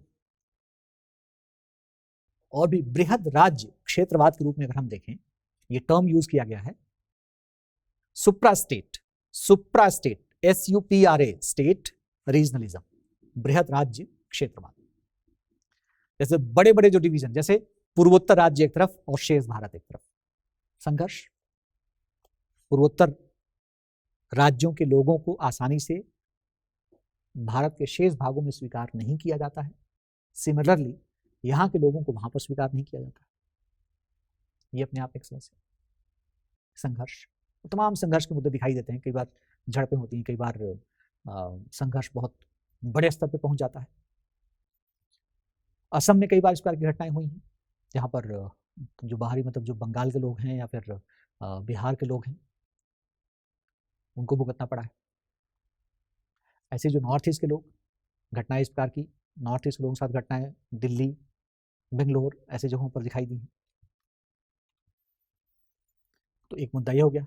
दूसरा एक मुद्दा दिखाई दिया है भाषा को लेकर के, हिंदी भाषा को लेकर के, कि दक्षिण भारत में इसका विरोध किया गया, तो उसमें दो डिवीजन हो गया, साउथ इंडिया, नॉर्थ इंडिया, ये डिवीजन हो गया। तो ये एक संघर्ष का मुद्दा बन गया। यस, इसके अलावा छोटे छोटे स्तर पर जो सांस्कृतिक, अभी जो हम बात कर रहे थे, जैसे बोडो असम के लोगों के साथ इनका संघर्ष चल रहा है, करवी और दिमसा का असम के लोगों के साथ संघर्ष चल रहा है, खासी का असम के लोगों के साथ संघर्ष चल रहा है, यस, नागा कुकी का मणिपुर में संघर्ष चल रहा है। तो ये तमाम ऐसे संघर्ष के मुद्दे हैं जो क्षेत्रवाद के नकारात्मक स्वरूप को दर्शाते हैं। लेकिन अब प्रश्न ये है, अब ये प्रश्न ये था कि do you agree that regionalism in India appears to be a consequence of rising cultural assertiveness? Yes, to great extent it is. बहुत बड़े स्तर पर कल्चरल असर्टिवनेस से ही रीजनलिज्म उत्पन्न हुआ, उस पर कार्य कर रहा है बहुत बड़े लेवल पर। मतलब हम 100% नहीं लेके चल रहे हैं, लेकिन बहुत बड़े लेवल पर ये काम कर रहा है। आपने वो आर्ग्यूमेंट दे दिया, लेकिन साथ साथ इसमें सकारात्मक नकारात्मक पहलू हैं। इसका मतलब ये नहीं होता है कि केवल इसका ये नकारात्मक है और ऐसा नहीं होना चाहिए, ऐसा होना चाहिए। ऐसा होने से बहुत सारे इसके फायदे हैं। नकारात्मक चीज़ों को हम कई स्तर पर ठीक कर सकते हैं अगर हम एक वैल्यू सिस्टम को लागू करते हैं, हम लोग रोजगार से जोड़ते हैं, बहुत व्यापक स्तर पर हम रोजगार संबंधी योजनाएं लेकर के आते हैं, शिक्षा के स्तर को हम बढ़ाते हैं, आधुनिक शिक्षा से लोगों को जोड़ते हैं, हम त्रिभाषी जो सूत्र है, हमारा फार्मूला जो रहा है, उसको अगर हम कड़ाई से लागू करते हैं, तो तमाम जो इस प्रकार की समस्याएं हैं वो अपने आप दूर हो जाएंगी और इस तरीके से उसका नकारात्मक पहलू खत्म हो जाएगा, सकारात्मक पहलू बना रहेगा और इस तरीके से विकास कार्य अनवरत होता रहेगा। तो इस ढंग से आप फाइनली इसको कंक्लूड कर देंगे, राइट। अब आइए अगले क्वेश्चन पे चलते हैं। अगला प्रश्न है, क्या भारत में विविधता एवं बहुलवाद वैश्वीकरण के कारण संकट में है? औचित्यपूर्ण उत्तर दीजिए। Is diversity and pluralism in India under threat due to globalization? Justify your answer. चलिए देखते हैं क्या कैसे जस्टिफाई कर सकते हैं इस चीज को, और क्या ये बात सही है। भाई पहले बात तो कि मान लेते हैं हम इस बात को, तब हम जस्टिफाई करेंगे इसको। नहीं मानेंगे तो वहां पर भी हमको जस्टिफाई करना पड़ेगा। अगर हम ये कहते हैं कि नहीं ऐसा नहीं है, मतलब थोड़ा बहुत कह सकते हैं, बहुत व्यापक स्तर पर ऐसा नहीं है, तब भी हमको जस्टिफाई तो करना ही पड़ेगा। करेंगे जस्टिफाई इसको। अब आइए, ग्लोबलाइजेशन क्या है? वैश्वीकरण, ये कंसेप्ट लाया गया बहुत ब्रीफ में अगर हम देखें तो ग्लोबल विलेज के रूप में, कि पूरे ग्लोब को एक विलेज के रूप में बना दिया जाए, जिससे आसानी से लोगों का आवागमन, वस्तुओं का आवागमन सुचारू ढंग से चलता रहे। जो बाधाएं हैं वो बाधाएं दूर हो जाएं, इतना इसको स्मूथ कर दिया जाए, इतना इसको लिबरल कर दिया जाए, इकोनॉमी को लिबरल कर दिया जाए, ताकि किसी के पास, जैसे गांव में होता है ना, पैसा नहीं है तब भी लोग सामान खरीद लेते हैं। गांव में जो बाजार लगता था पहले, साप्ताहिक बाजार, अभी भी कहीं कहीं लगता है, हाट, हॉट नहीं, हाट, तो उसमें जो लोग भी स्थानीय स्तर पर अपना सामान बेचने के लिए आते थे, सब्जियां, फल, अपने कुछ बनाए हुए सामान, अगर पैसा नहीं भी है तब भी लोगों को मिल जाता था, क्योंकि दूसरे को जानते थे। तो अपने आप एक गारंटी थी, भाई हम जानते हैं आपसे पैसा मिल ही जाएगा, कुछ दिनों बाद मिल जाएगा। तो एक मतलब इस तरीके से लिबरल सिस्टम था, काम कर रहा था, लिबरल इकोनॉमी थी वहाँ पे का। यही कहीं ना कहीं एक कंसेप्ट लाएगा कि इसको लिबरल कर दिया जाए। तो उसमें हम थोड़ा औपचारिक रूप में करेंगे इसको। इकोनॉमी को लिबरल करने के लिए हम बैंकिंग सिस्टम को लिबरल कर देंगे, बैंक्स आपके लिए आपके गारंटर बन जाएंगे, वो आपको आपकी जगह पे पैसा पेमेंट कर देंगे, आपको पेमेंट करने की जरूरत नहीं है, आप धीरे धीरे बैंक आपसे ले लेगा। लेकिन इसके लिए जरूरी है कि पहले जो बॉर्डर्स हैं, बॉर्डर्स पे जो रेस्ट्रिक्शंस लगे हैं उनको खत्म किया जाए, और वो खत्म किया गया। भाई हमको बनाना है, अगर हम संकल्प लेते हैं तो हमको खत्म करना पड़ेगा। तो ग्लोबलाइजेशन प्रक्रिया इस तरीके से शुरू हुई, काफी हद तक ये आर्थिक प्रक्रिया है। लेकिन जब प्रक्रिया शुरू होगी, और इसमें नो डाउट कि संचार माध्यम की बहुत बड़ी भूमिका थी, बिना उसके तो हो ही नहीं सकता था। तो संचार माध्यम जब एक अच्छे स्तर पर आ गया, तभी हम ये काम कर सकते थे, तभी हमने शुरू भी किया इसको। यस, उसके बाद अब देखिए ना, तमाम चैनल्स आ गए, आप टेलीविजन पे इसके पहले कहाँ 1-2 चैनल हुआ करते थे, एकदम से सैकड़ों चैनल आ गए आपके पास, सब देखने का मौका मिलने लग गया। तो उससे क्या होगा कि सांस्कृतिक आदान प्रदान होगा, तमाम संस्कृतियों को डायरेक्ट आपको देखने समझने का मौका मिलेगा। वही हुआ। तो अब अच्छा, उसके साथ साथ सामान भी आ रहे हैं, अन्य देशों के बनाए हुए सामान आ रहे हैं। तो क्या इससे जो अमेरिकी संस्कृति है, जो प्रभावी संस्कृति है वैश्विक स्तर पर, वो हमारे ऊपर एक बहुत बड़ा प्रभाव डाल देगी? और अगर प्रभाव डाल देती है, वैश्वीकरण का प्रभाव अगर वो डाल देती है, अगर वो डालने में सक्षम होती है, तो ये हमारा प्रभावित हो जाएगा, डाइवर्सिटी और प्लूरलिज्म हमारा प्रभावित हो जाएगा। तो ये प्रश्न पूछ रहा है कि is diversity and pluralism in India under threat? प्रभावित होने का मतलब कि अंडर थ्रेट हो जाएंगी, इनको चेतावनी मिल जाएगी, संकट में आ जाएंगी, खत्म होने की स्थिति में आ जाएंगे, नई संस्कृति आ जाएगी, वो हमारे ऊपर थोप दी जाएगी। बट द क्वेश्चन इज कि क्या वास्तव में ऐसा हुआ है? क्या वास्तव में अमेरिकी संस्कृति या कोई भी वैश्विक संस्कृति हमारे ऊपर थोप दी गई और हमने उसको स्वीकार कर लिया? तो जब इसका गहन अध्ययन, वैसे तो कुछ लोगों ने कहा कि अमेरिकीकरण हो रहा है, पूरे वैश्विक स्तर पर अमेरिकीकरण हो रहा है, लेकिन जब इसका गहन अध्ययन किया गया तो ये पाया गया कि ये जो प्रभाव है, ये जो वैश्वीकरण का, ग्लोबलाइजेशन का जो प्रभाव है भारतीय संस्कृति के ऊपर, वो दो तरीके से है, दो रूपों में है। कैसे? एक सतही स्तर पर,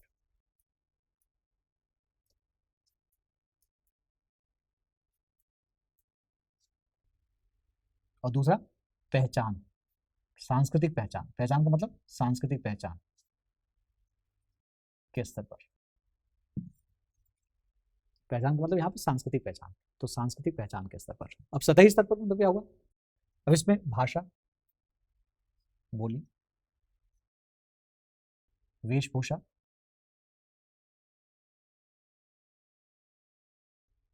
खान पान,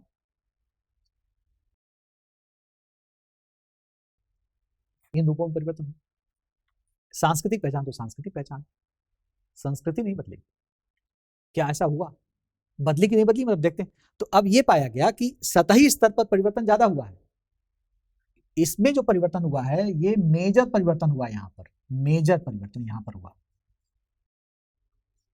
और यहाँ पर माइनर हुआ है चूंकि, इसलिए पहचान बनी रह गई।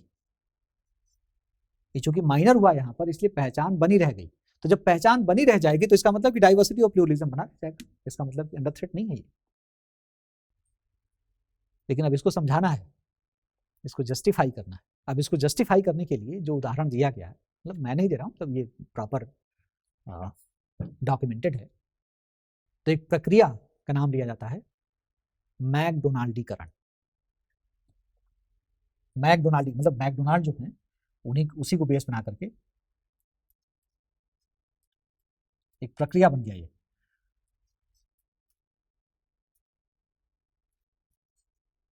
मैकडोनाल्डाइजेशन, ये क्या है?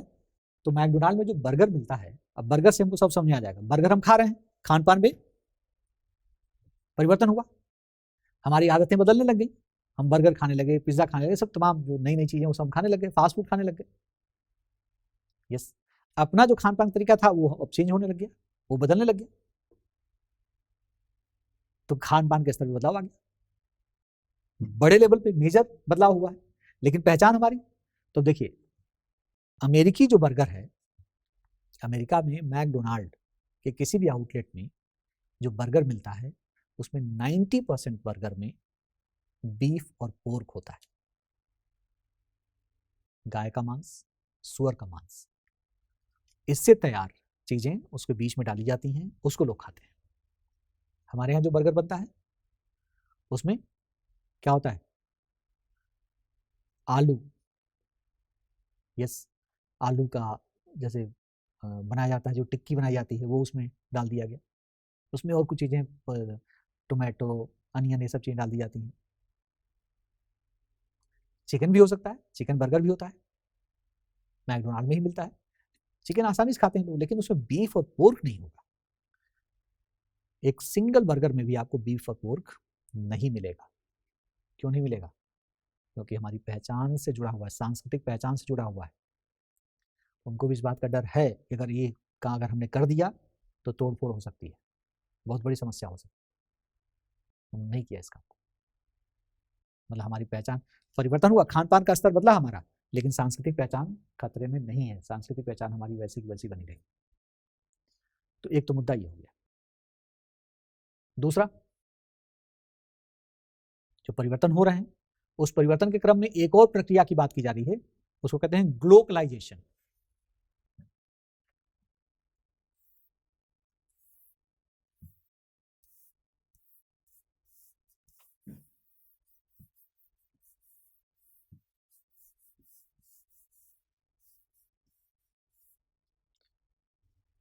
ग्लोकलाइजेशन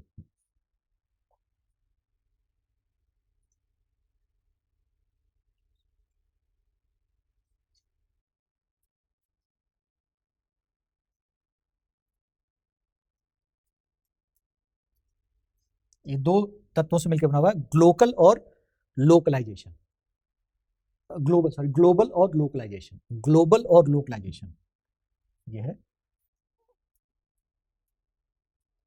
ग्लोबल प्लस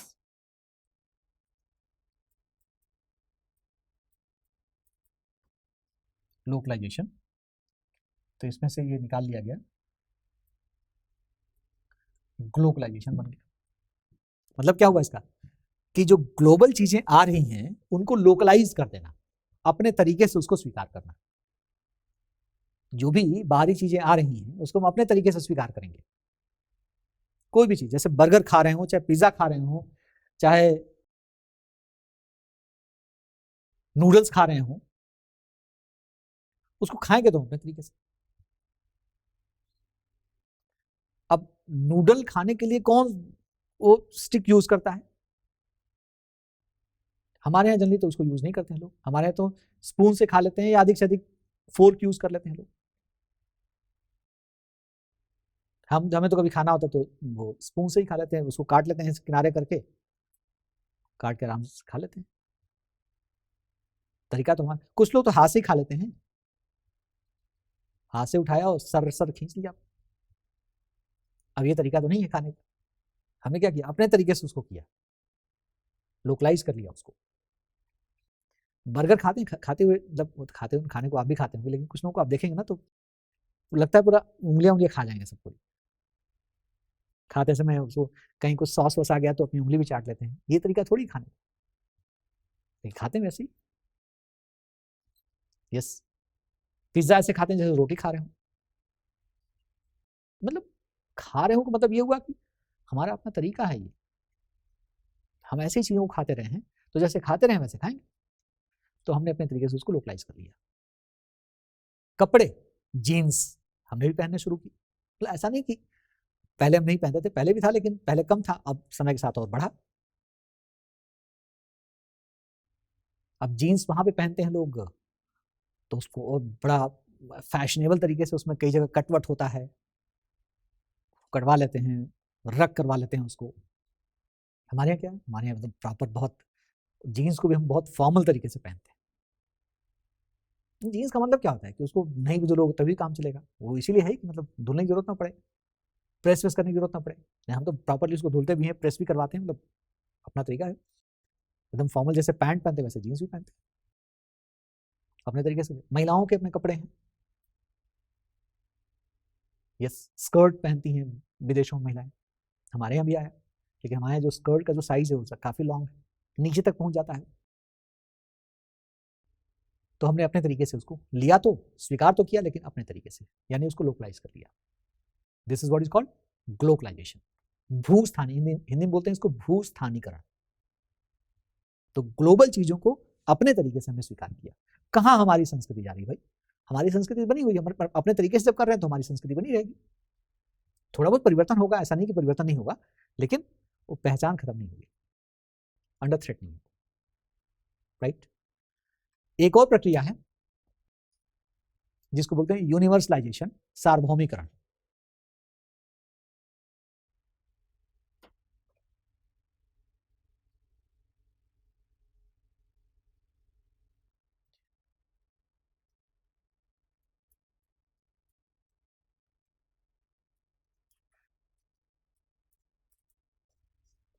सार्वभौमिकरण।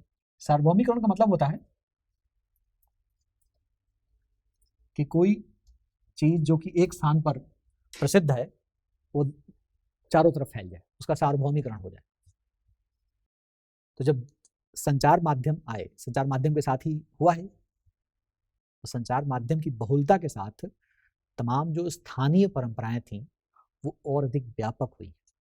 अब ध्यान दीजिए, यहाँ पर ये कह रहा है इसके अकॉर्डिंग स्थानीय परंपराएं खत्म हो रही हैं, डाइवर्सिटी जिससे बनती है वो खत्म हो रही है, प्लूरलिज्म जिससे बनता है वो खत्म हो रहा है। लेकिन हम क्या देख रहे हैं यहाँ पर कि सार्वभौमिकरण जो है उसको और अधिक बढ़ा रहा है, उसको व्यापक कर रहा है।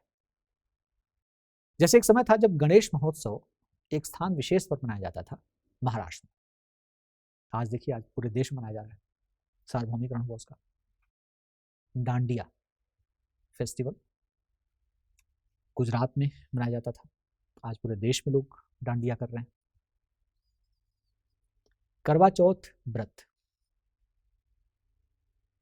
को स्थान विशेष पर किया जा रहा था, आज पूरे देश की महिलाएं करवा चौथ व्रत कर रही।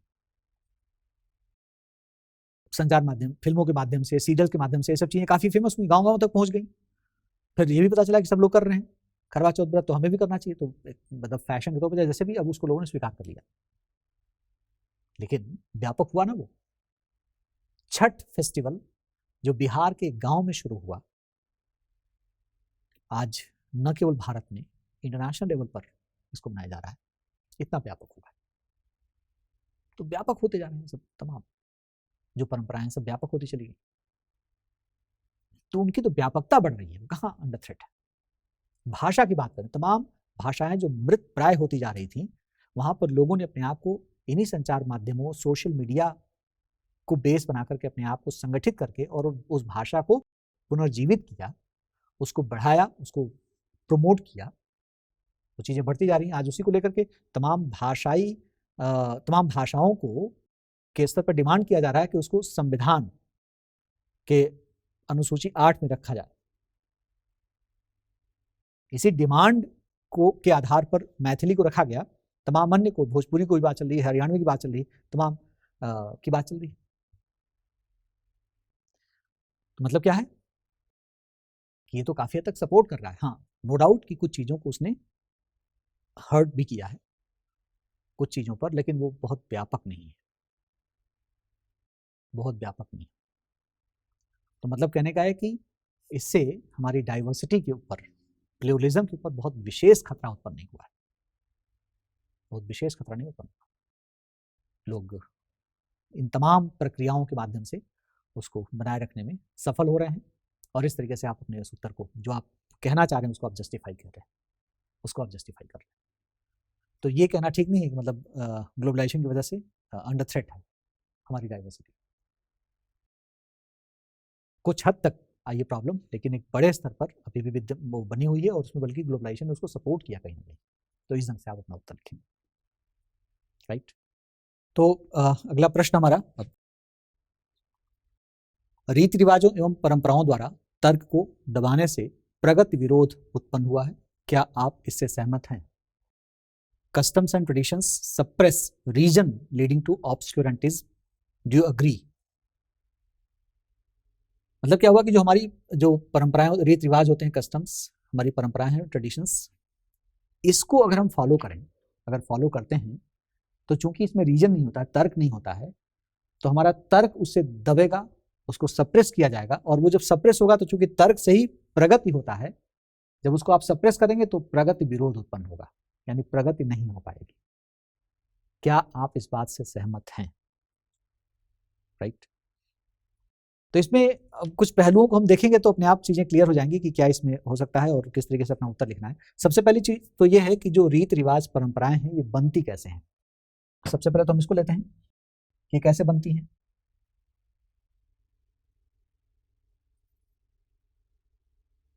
देखिए, किसी व्यक्ति विशेष के द्वारा इसको नहीं बनाया जाता है। एक सिंगल पर्सन किसी परंपरा को, किसी रीत रिवाज को नहीं बना सकता है। ये कैसे बनता है?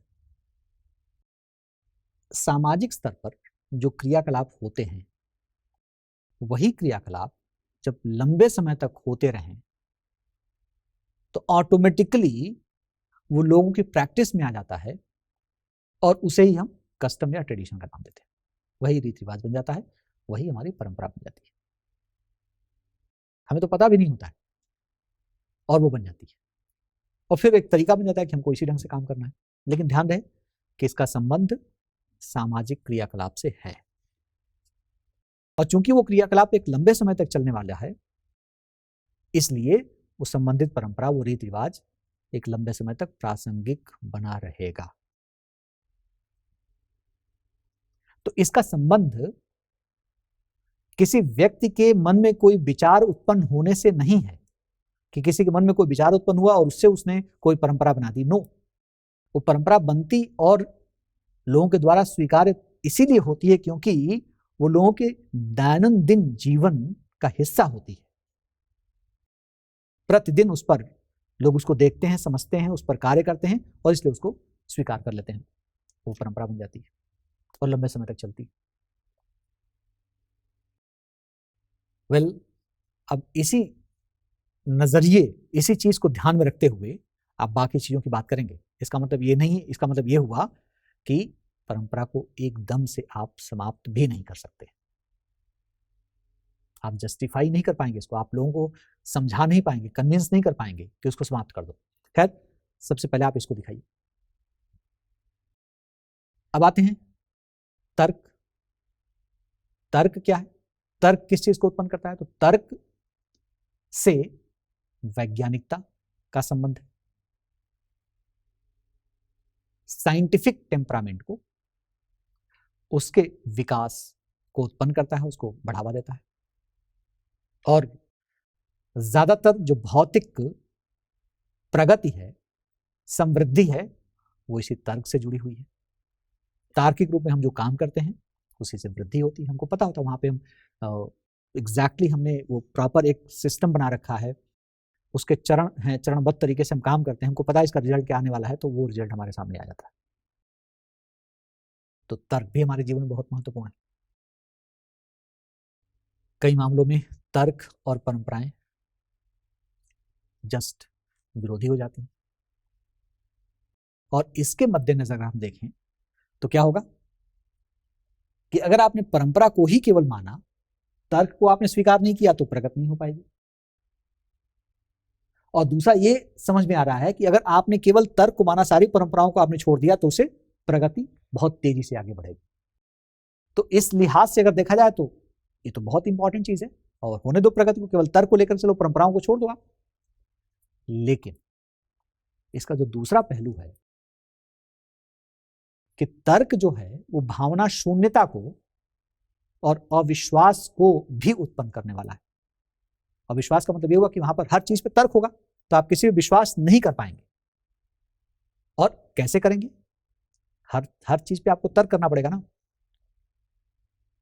अगर मैं ये कहूं कि ये मेरा हाथ है, तो ये भी तर्क के द्वारा सिद्ध करना पड़ेगा कि हाथ है कि नहीं।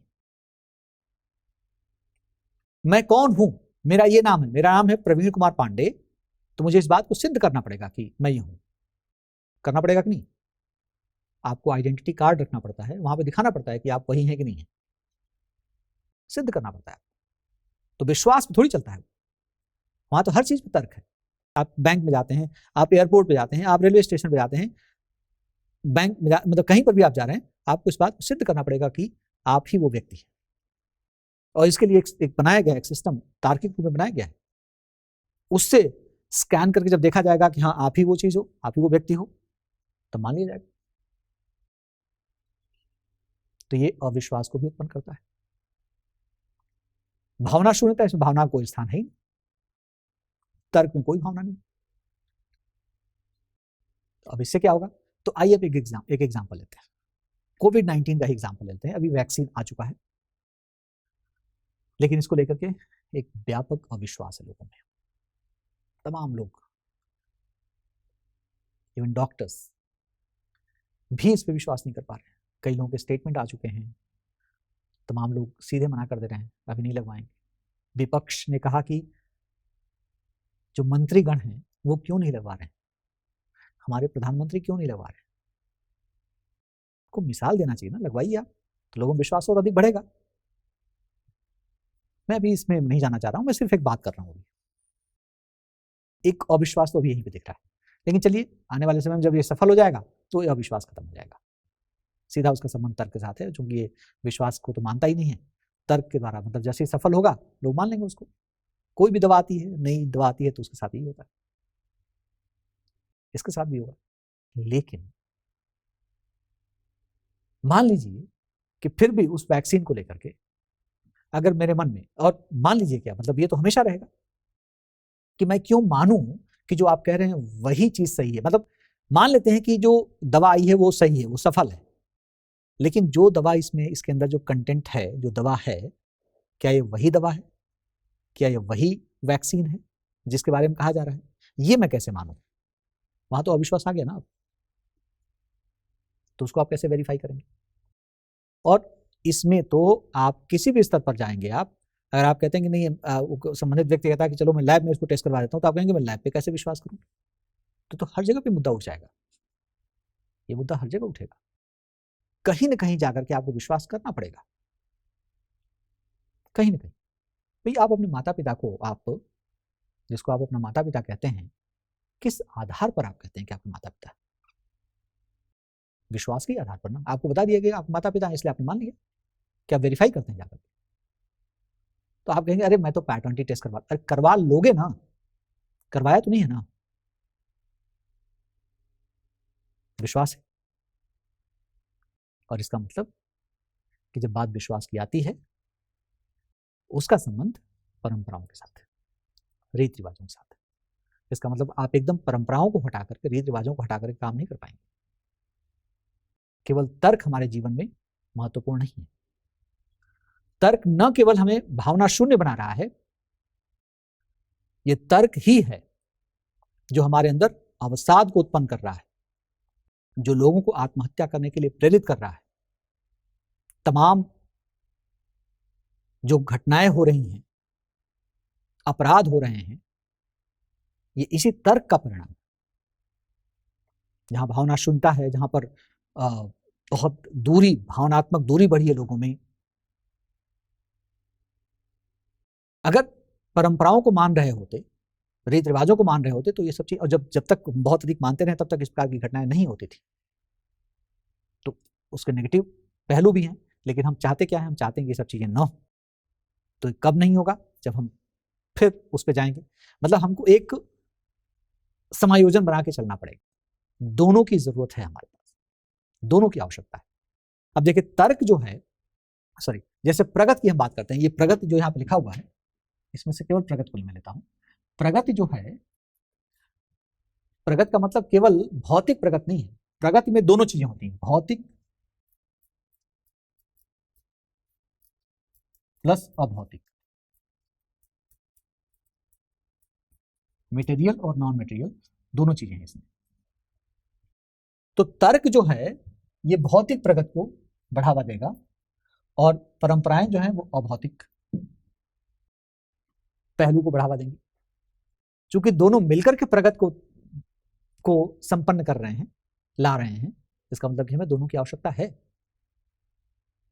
लेकिन अब सवाल यह कि समायोजन कैसे हो? जहां पे टकराव की स्थिति आ गई वहां पे समायोजन कैसे करेंगे? तो फिर ध्यान कीजिए, जो हमने पहला स्टेटमेंट लिया था कि जो सामाजिक क्रियाकलाप है उन्हीं से परंपराओं का उद्भव होता है। तो समय के साथ कुछ सामाजिक क्रियाकलाप क्या होते हैं? इररिलेवेंट हो जाते हैं। समय के साथ जो परिवर्तन हुए, अब उनकी आवश्यकता नहीं रही। तो नहीं रही जिनकी आवश्यकता, उनको हटा दो, वो अपने आप धीरे धीरे हट जाएंगे। तो अब उसको आप असर्टिव मत होइए उस चीज पे कि नहीं जी हम तो इसको लेकर के चलेंगे। अब उसकी आवश्यकता नहीं, उसमें बदलाव की आवश्यकता है, वहां पे बदलाव कर दीजिए। तो ये जो टकराव की स्थिति है वो नहीं रहेगी। हम ये नहीं करेंगे परंपराएं खत्म कर दीजिए, लेकिन उस परंपरा को, उस रीति रिवाज को जो आज रेलेवेंट नहीं है, जो आज प्रासंगिक नहीं है, उसको हटाया जाना चाहिए। कोई जरूरत नहीं है उसकी, समग्र रूप में नहीं। जिनकी आवश्यकता है उनको लेकर चलो आप। जैसे मान लीजिए कि जात व्यवस्था ने कहा कि अंतः विवाही बनो, अंतर जाति विवाह आप नहीं कर सकते, जात व्यवस्था ने कहा। तो क्या हम अंतर जाति विवाह ना करें? आज लोग कर रहे हैं, तर्क ये कहता है कि कर सकते हो आप। यस, और तर्क ये कहता है कि अब कोई समस्या नहीं है इसको करने में, सिर्फ असर्टिवनेस है, सिर्फ जब जबरदस्ती लोग इसको थोप रहे हैं कि ऐसा नहीं होना चाहिए, लेकिन आप कर सकते हैं, अंतर्जातीय विवाह करने में कोई समस्या नहीं। महिलाओं के अधिकार विभिन्न स्तरों पर, महिलाओं को उनके अधिकार नहीं मिल पा रहे हैं, कोई न कोई परंपरागत मुद्दा है, धार्मिक मुद्दा है, वो उनको अधिकार नहीं दे पा रहा है। तो आज हर कोई चाहता है कि शिक्षा, आधुनिक शिक्षा बढ़े, हर व्यक्ति चाहता है, हर व्यक्ति चाहता है कि उसके बच्चों को आधुनिक शिक्षा मिले। तो एक तरफ आप आधुनिक शिक्षा देना चाह रहे हैं और दूसरी तरफ आप कह रहे हैं कि नहीं, मतलब हम उस परंपरा को लेकर चलेंगे जिसमें महिलाओं को अधिकार नहीं दिए गए हैं। दोनों चीजें साथ साथ तो नहीं चल सकती है ना। तो इसका मतलब ये हुआ कि अब वो परंपरा इररिलेवेंट हो गई, उसको हटाओ और अब अधिकार देने में आपको कोई समस्या नहीं आई। संकट खत्म, संघर्ष खत्म। यस, लेकिन ये स्टेटमेंट अपने आप में सही नहीं है पूरी तरीके से, क्योंकि प्रगति दोनों चीजों से जुड़ी हुई है, तर्क से भी और परंपराओं से भी। दोनों की आवश्यकता होती है, विश्वास की भी आवश्यकता है, यस, संवेदना की आवश्यकता है। संवेदना नहीं होगी तो तमाम जो आज हम सोशल जस्टिस की बात कर रहे हैं वो हम नहीं कर पाएंगे। तमाम ऐसे जो फेसेस हैं, पेल फेसेस, जो तमाम ऐसे लोग, दीनहीन स्थिति में जो लोग हैं, वल्नरेबल सेक्शन के लोग हैं, उनके लिए जो हम काम कर रहे हैं वो हम नहीं कर पाएंगे। यस, इसमें संवेदना की आवश्यकता पड़ेगी। वो तर्क नहीं बता सकता है, तर्क ये कहता है कि उनके लिए काम करो, लेकिन वो तर्क नहीं काम कर पाएगा। वहां पे संवेदना जब तक नहीं होगी तब तक वो काम नहीं हो पाएगा, और वो संवेदना यहां से आएगी। दोनों का होना जरूरी है, लेकिन निश्चित तौर पर कोई भी ऐसी परंपरा जो आज इररिलेवेंट हो चुकी है उसको अगर हम हटा करके लेके चलें तो हम एक अच्छी प्रगति की ओर हम आगे बढ़ेंगे। अगर हम उस पर असर्टिव रहेंगे, अगर हम जब जो उस पर जोर डालेंगे, नहीं मतलब हमको इसी को लेकर के चलना है जिसकी कोई आवश्यकता नहीं है, तो निश्चित तौर पर वो प्रगति विरोध है, वो प्रगति नहीं होने देगी। तो इस ढंग से आप इस पे आर्ग्यूमेंट्स अपने मतलब इस पे दिखाएंगे कि मतलब आप किस हद तक इस पे अग्री हैं, अपने इस सहमति को आप इस ढंग से प्रस्तुत करेंगे, इस ढंग से अपना उत्तर आप लिखेंगे, राइट। ओके, अब नेक्स्ट क्वेश्चन लेते हैं जो इसका आखिरी प्रश्न है। भारत में डिजिटल पहल ने किस प्रकार से देश की शिक्षा व्यवस्था के संचालन में योगदान किया है? विस्तृत उत्तर दीजिए। How have digital initiatives in India contributed to the functioning of the education system in the country? Elaborate your answer. Okay. Digital platform किस तरीके से लाया गया है, डिजिटल इनिशिएटिव्स किस रूप में है, इसको हम लोग देखते हैं शिक्षा के क्षेत्र में स्पेशली। इसमें हम एक चीज़ की बात सबसे पहले करेंगे, जो दीक्षा पोर्टल तैयार किया गया है, Diksha portal.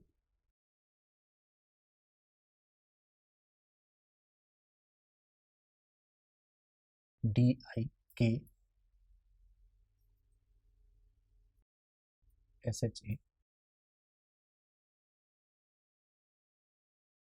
Digital infrastructure for knowledge sharing, digital infrastructure for knowledge sharing, human resource मंत्रालय के द्वारा ये पोर्टल तैयार किया गया है पूरे देश के सभी शिक्षकों और विद्यार्थियों को जोड़ने के लिए। इसके अंतर्गत एक बहुत बड़ा इनिशिएटिव रहा है, मतलब पूरे विश्व के स्तर पर देखें तो बहुत बड़ा इनिशिएटिव है, बहुत बड़ी पहल है। इसमें क्या किया गया कि मतलब one nation one digital platform का ये सपना साकार कर रहा है। पूरे देश के लिए एक डिजिटल प्लेटफॉर्म दीक्षा पोर्टल के रूप में होगा। इसमें एनसीईआरटी से लेकर के और जितने भी देश के स्तर पर जितने भी पाठ्यक्रम हैं सभी के संबंध में ई बुक, ई कंटेंट प्रोवाइड किया गया है। 15 भाषाओं में ये कार्य कर रहा है, मतलब लगभग सभी को जोड़ दिया गया। अगर सभी विद्यार्थियों को वास्तव में इसे जोड़ दिया गया, एक ऐप है, उस ऐप का प्रयोग आपको करना है। अगर सभी विद्यार्थी से जुड़ गए तो बहुत बड़ा लाभ उनको मिलेगा। लगातार इसमें अपडेट्स होते रहते हैं, उसमें तमाम वीडियोस वगैरह भी हैं कंटेंट के स्तर पर, न केवल टेक्स्ट के फॉर्म में आपको मिल रहा है कंटेंट, तमाम वीडियोस के फॉर्म में भी मिल रहा है। और स्पेशली अगर हम आज की बात करें, कोविड-19 मतलब ये पहल 2017 में की गई है, मतलब उसमें इसको शुरू कर दिया गया। लेकिन आज अगर हम देखें, आज तो एक तरीके से वरदान साबित हो गया। कितनी बड़ी चीज़ है। आज इसका प्रयोग करके हम सभी बच्चों को, सभी शिक्षकों को इसके माध्यम से हम जोड़ करके और शिक्षा को अनवरत हम चला सकते हैं बिना किसी बाधा के, निर्बाध रूप में। और इसके संबंध में कुछ जो आंकड़े आए हमारे सामने, जैसे ही लॉकडाउन हुआ उस बीच में, मतलब 22 मार्च से लेकर के और अप्रैल तक के बीच में, ई कंटेंट, ई बुक को डाउनलोड करने की जो स्पीड थी वो 8 गुना अधिक बढ़ गई। 8 गुना अधिक बढ़ी है। मतलब उसके पहले जो कंडीशन थी उसके बाद से सीधा 8 टाइम्स मोर। क्योंकि ऑप्शन नहीं थे लोगों के पास, अब बच्चों की पढ़ाई सब बंद हो गई थी, स्कूल्स बंद हो गए थे, अब ऑप्शंस ढूंढ रहे थे लोग। तो उसमें एक बड़ा ऑप्शन लोगों को दीक्षा प्लेटफॉर्म के रूप में, पोर्टल के रूप में मिला, इस ऐप के रूप में मिला, और उसका प्रयोग लोगों ने करना शुरू किया। ये सबके लिए अवेलेबल, सब लोग इसका प्रयोग कर सकते हैं, सबके लिए है ही। इनफैक्ट सरकार चाहती ही है कि सब लोग इसका प्रयोग करें। तो एक तो इस रूप में हम बात करेंगे, दीक्षा की बात करेंगे, और भी कुछ चर्चा करेंगे। एक है शगुन। शगुन एक वेबसाइट के रूप में है जो 2 शब्दों से मिलकर बना हुआ है।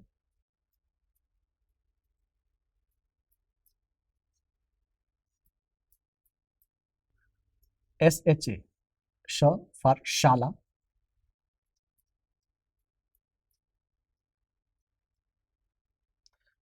शाला, साला नहीं, शाला। तो ये जो शाला है, पाठशाला वाला शाला, तो उसको जोड़ करके गुण, गुण या गुण, यहां पे गुण का मतलब गुणवत्ता, प्लस इसको मैं कैपिटल में लिख रहा हूं, उसे आगे स्मॉल में लिख दूंगा,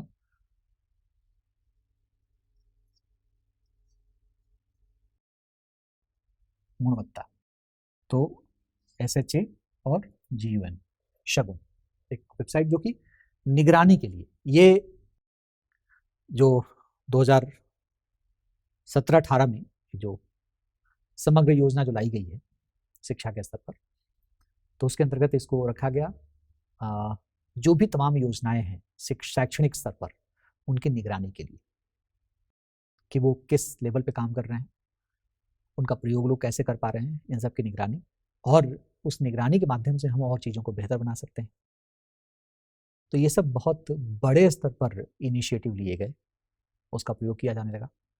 इसके साथ साथ डिजिटल स्मार्ट डिजिटल बोर्ड, ये है।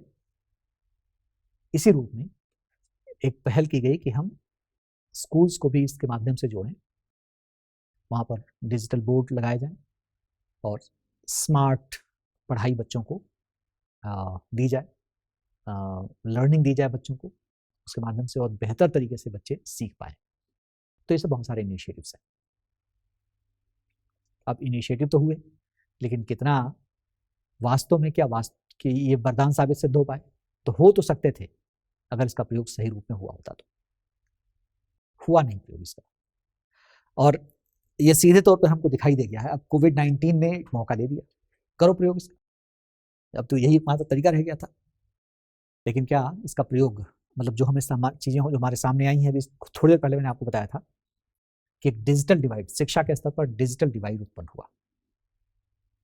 प्राइवेट स्कूल्स जहां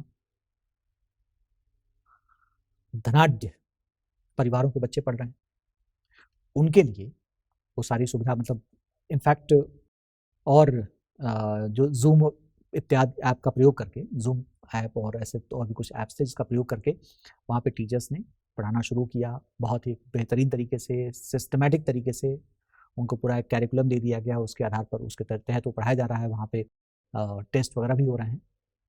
तो उनकी लर्निंग में तो कोई बाधा उत्पन्न नहीं हुई, वो तो सीख पा रहे हैं, जो जितना बेहतर हो सकता है वो सीख रहे हैं। लेकिन सरकारी स्कूल में पढ़ने वाले अधिकांश बच्चे इससे वंचित हो जा रहे हैं। तो दीक्षा प्लेटफॉर्म, दीक्षा ऐप का प्रयोग क्यों नहीं हो पा रहा है? तो एक समस्या तो ये आ रही है कि सबके पास स्मार्टफोन नहीं है, अगर है तो हर जगह नेटवर्क की समस्या, मतलब नेटवर्क हर तरीके, मतलब बहुत प्रॉपर वे में काम नहीं कर रहा है, तो नेटवर्क की समस्या अपनी जगह पर है। चलिए उसको भी ठीक किया जा सकता है, लेकिन अभी लोगों की समझ उस रूप में डेवलप नहीं हो पाई, इसके लिए हम कोई विशेष काम नहीं कर पाए, लोगों को हम ज्यादा समझा नहीं पाए इसके प्रति। पहले अगर काम किया गया होता तो लोग कर भी पाते। जैसे एक एग्जाम्पल मैं लूँ यहाँ पर, उत्तर प्रदेश में 3.8 करोड़ बच्चे, मतलब प्राथमिक से लेकर के कक्षा 1 से लेकर 12वीं तक के हम देखें तो 3.8 करोड़ बच्चे, और उसमें 2 करोड़ बच्चे प्राइवेट स्कूल्स में हैं, 1.8 करोड़ बच्चे गवर्नमेंट स्कूल में। लेकिन इस पूरे में से केवल 30 से 40 लाख बच्चे दीक्षा ऐप का प्रयोग कर रहे थे। देखिए कितना कम। 380 लाख में से केवल 30 से 40 लाख बच्चे इसका प्रयोग कर रहे हैं, ऑलमोस्ट 10%। मतलब क्या हुआ? नहीं जानते हैं, अनभिज्ञ हैं लोग इसके प्रति, जानकारी नहीं है, शिक्षकों ने भी इसकी जानकारी नहीं दी, शिक्षक भी इसका प्रॉपर प्रयोग नहीं कर पा रहे हैं, जो उनके लिए भी बहुत महत्वपूर्ण है। ये उनकी अपनी ट्रेनिंग के लिए, अपनी समझ के लिए, अपने किस तरीके से बेहतर तरीके से वो बच्चों को सिखा सकते हैं, स्वयं कैसे सीख सकते हैं, कैसे ट्रेनिंग प्राप्त कर सकते हैं, ये सब तमाम चीजें उसके माध्यम से वो जान सकते थे, लेकिन उसका प्रयोग उन्होंने भी नहीं किया। तो अब इसको बेहतर बनाने के लिए उत्तर प्रदेश सरकार ने एक और इनिशिएटिव किया कि एक टारगेट दे दिया इन टीचर्स को कि प्रत्येक शिक्षक कम से कम 10 बच्चे को जोड़ेगा दीक्षा ऐप से, उनको समझाएगा, समझा करके 10 बच्चे को जोड़ेगा। ये टारगेट है उनके लिए बाय 15 दिसंबर, जो बीत चुका है। और अगर ऐसा जोड़ते हैं, अगर प्रत्येक शिक्षक इस तरीके से अगर काम करें तो हम बहुत सारे बच्चों को इसके माध्यम से हम जोड़ पाएंगे। उसमें हालांकि जो प्राइवेट स्कूल में पढ़ने वाले बच्चे हैं वो किसी और ऐप का प्रयोग कर रहे हैं, लेकिन दीक्षा का भी प्रयोग करें वो, और अगर इसका प्रयोग करने की आदत पड़ जाए लोगों की तो कम से कम ये जो महामारी कोविड-19 जैसी महामारी या ऐसी कोई भी महामारी अगर आए तो शिक्षा के स्तर पर कोई प्रभाव ना पड़े, बच्चे अपनी लर्निंग को बेहतर बनाए रखें, वो बहुत सहूलियत के साथ आसानी से बेहतर तरीके से कार्य करता रहेगा। राइट? तो इसमें जो बात आ गई है, इसमें जो था कि भारत में डिजिटल पहल ने किस प्रकार से देश की शिक्षा व्यवस्था के संचालन में योगदान किया है। प्रश्न पूछने का जो मकसद है वो यही है कि आज उस डिजिटल इनिशिएटिव की आवश्यकता थी, है, उसी के द्वारा सब कुछ हो सकता था, लेकिन बहुत व्यापक रूप में ये काम नहीं हो पाया, लिमिटेड लोगों को इसका लाभ मिल पाया। और स्पेशली जो भारत सरकार की जो योजना है, भारत सरकार की जो पहल थी, वो प्रॉपर वे में काम नहीं कर पाई। रीजन यही था कि इस पर इनिशिएटिव तो लिया गया, लेकिन लोगों को कन्विंस नहीं किया गया, उसके स्तर पर काम नहीं किया गया, शिक्षकों से लेकर के और स्टूडेंट्स तक को इसकी कोई विशेष जानकारी नहीं थी, इस पर कोई उनका एक जो समझ है वो विकसित नहीं हो पाई थी। अगर हम उसी चीज़ को हम बढ़ावा दें, उस समझ को हम विकसित करें, और साथ साथ अगर ये सब छोटी छोटी चीज़ें आती हैं, अगर नेटवर्क इस प्रकार की समस्याएं आती है तो उसको तो ठीक किया जा सकता है। तो ये करके हम एक बेहतर चीज़ को प्राप्त कर सकते हैं, और आने वाले समय में इसका योगदान बहुत वास्तव में बहुत व्यापक होगा और रियल में ये वरदान साबित सिद्ध हो पाएगा। तो इस ढंग से आप अपना उत्तर लिखेंगे, इसको कंप्लीट करेंगे। ठीक है, तो ये हमारे क्वेश्चंस थे भारतीय समाज के संबंध में। आई होप कि आपको उत्तर लिखने में इससे काफ़ी मदद मिलेगी और आप एक अच्छा उत्तर लिख पाएंगे। इस तरीके से आप अपने प्रयास करते रहें। All the best to all of you.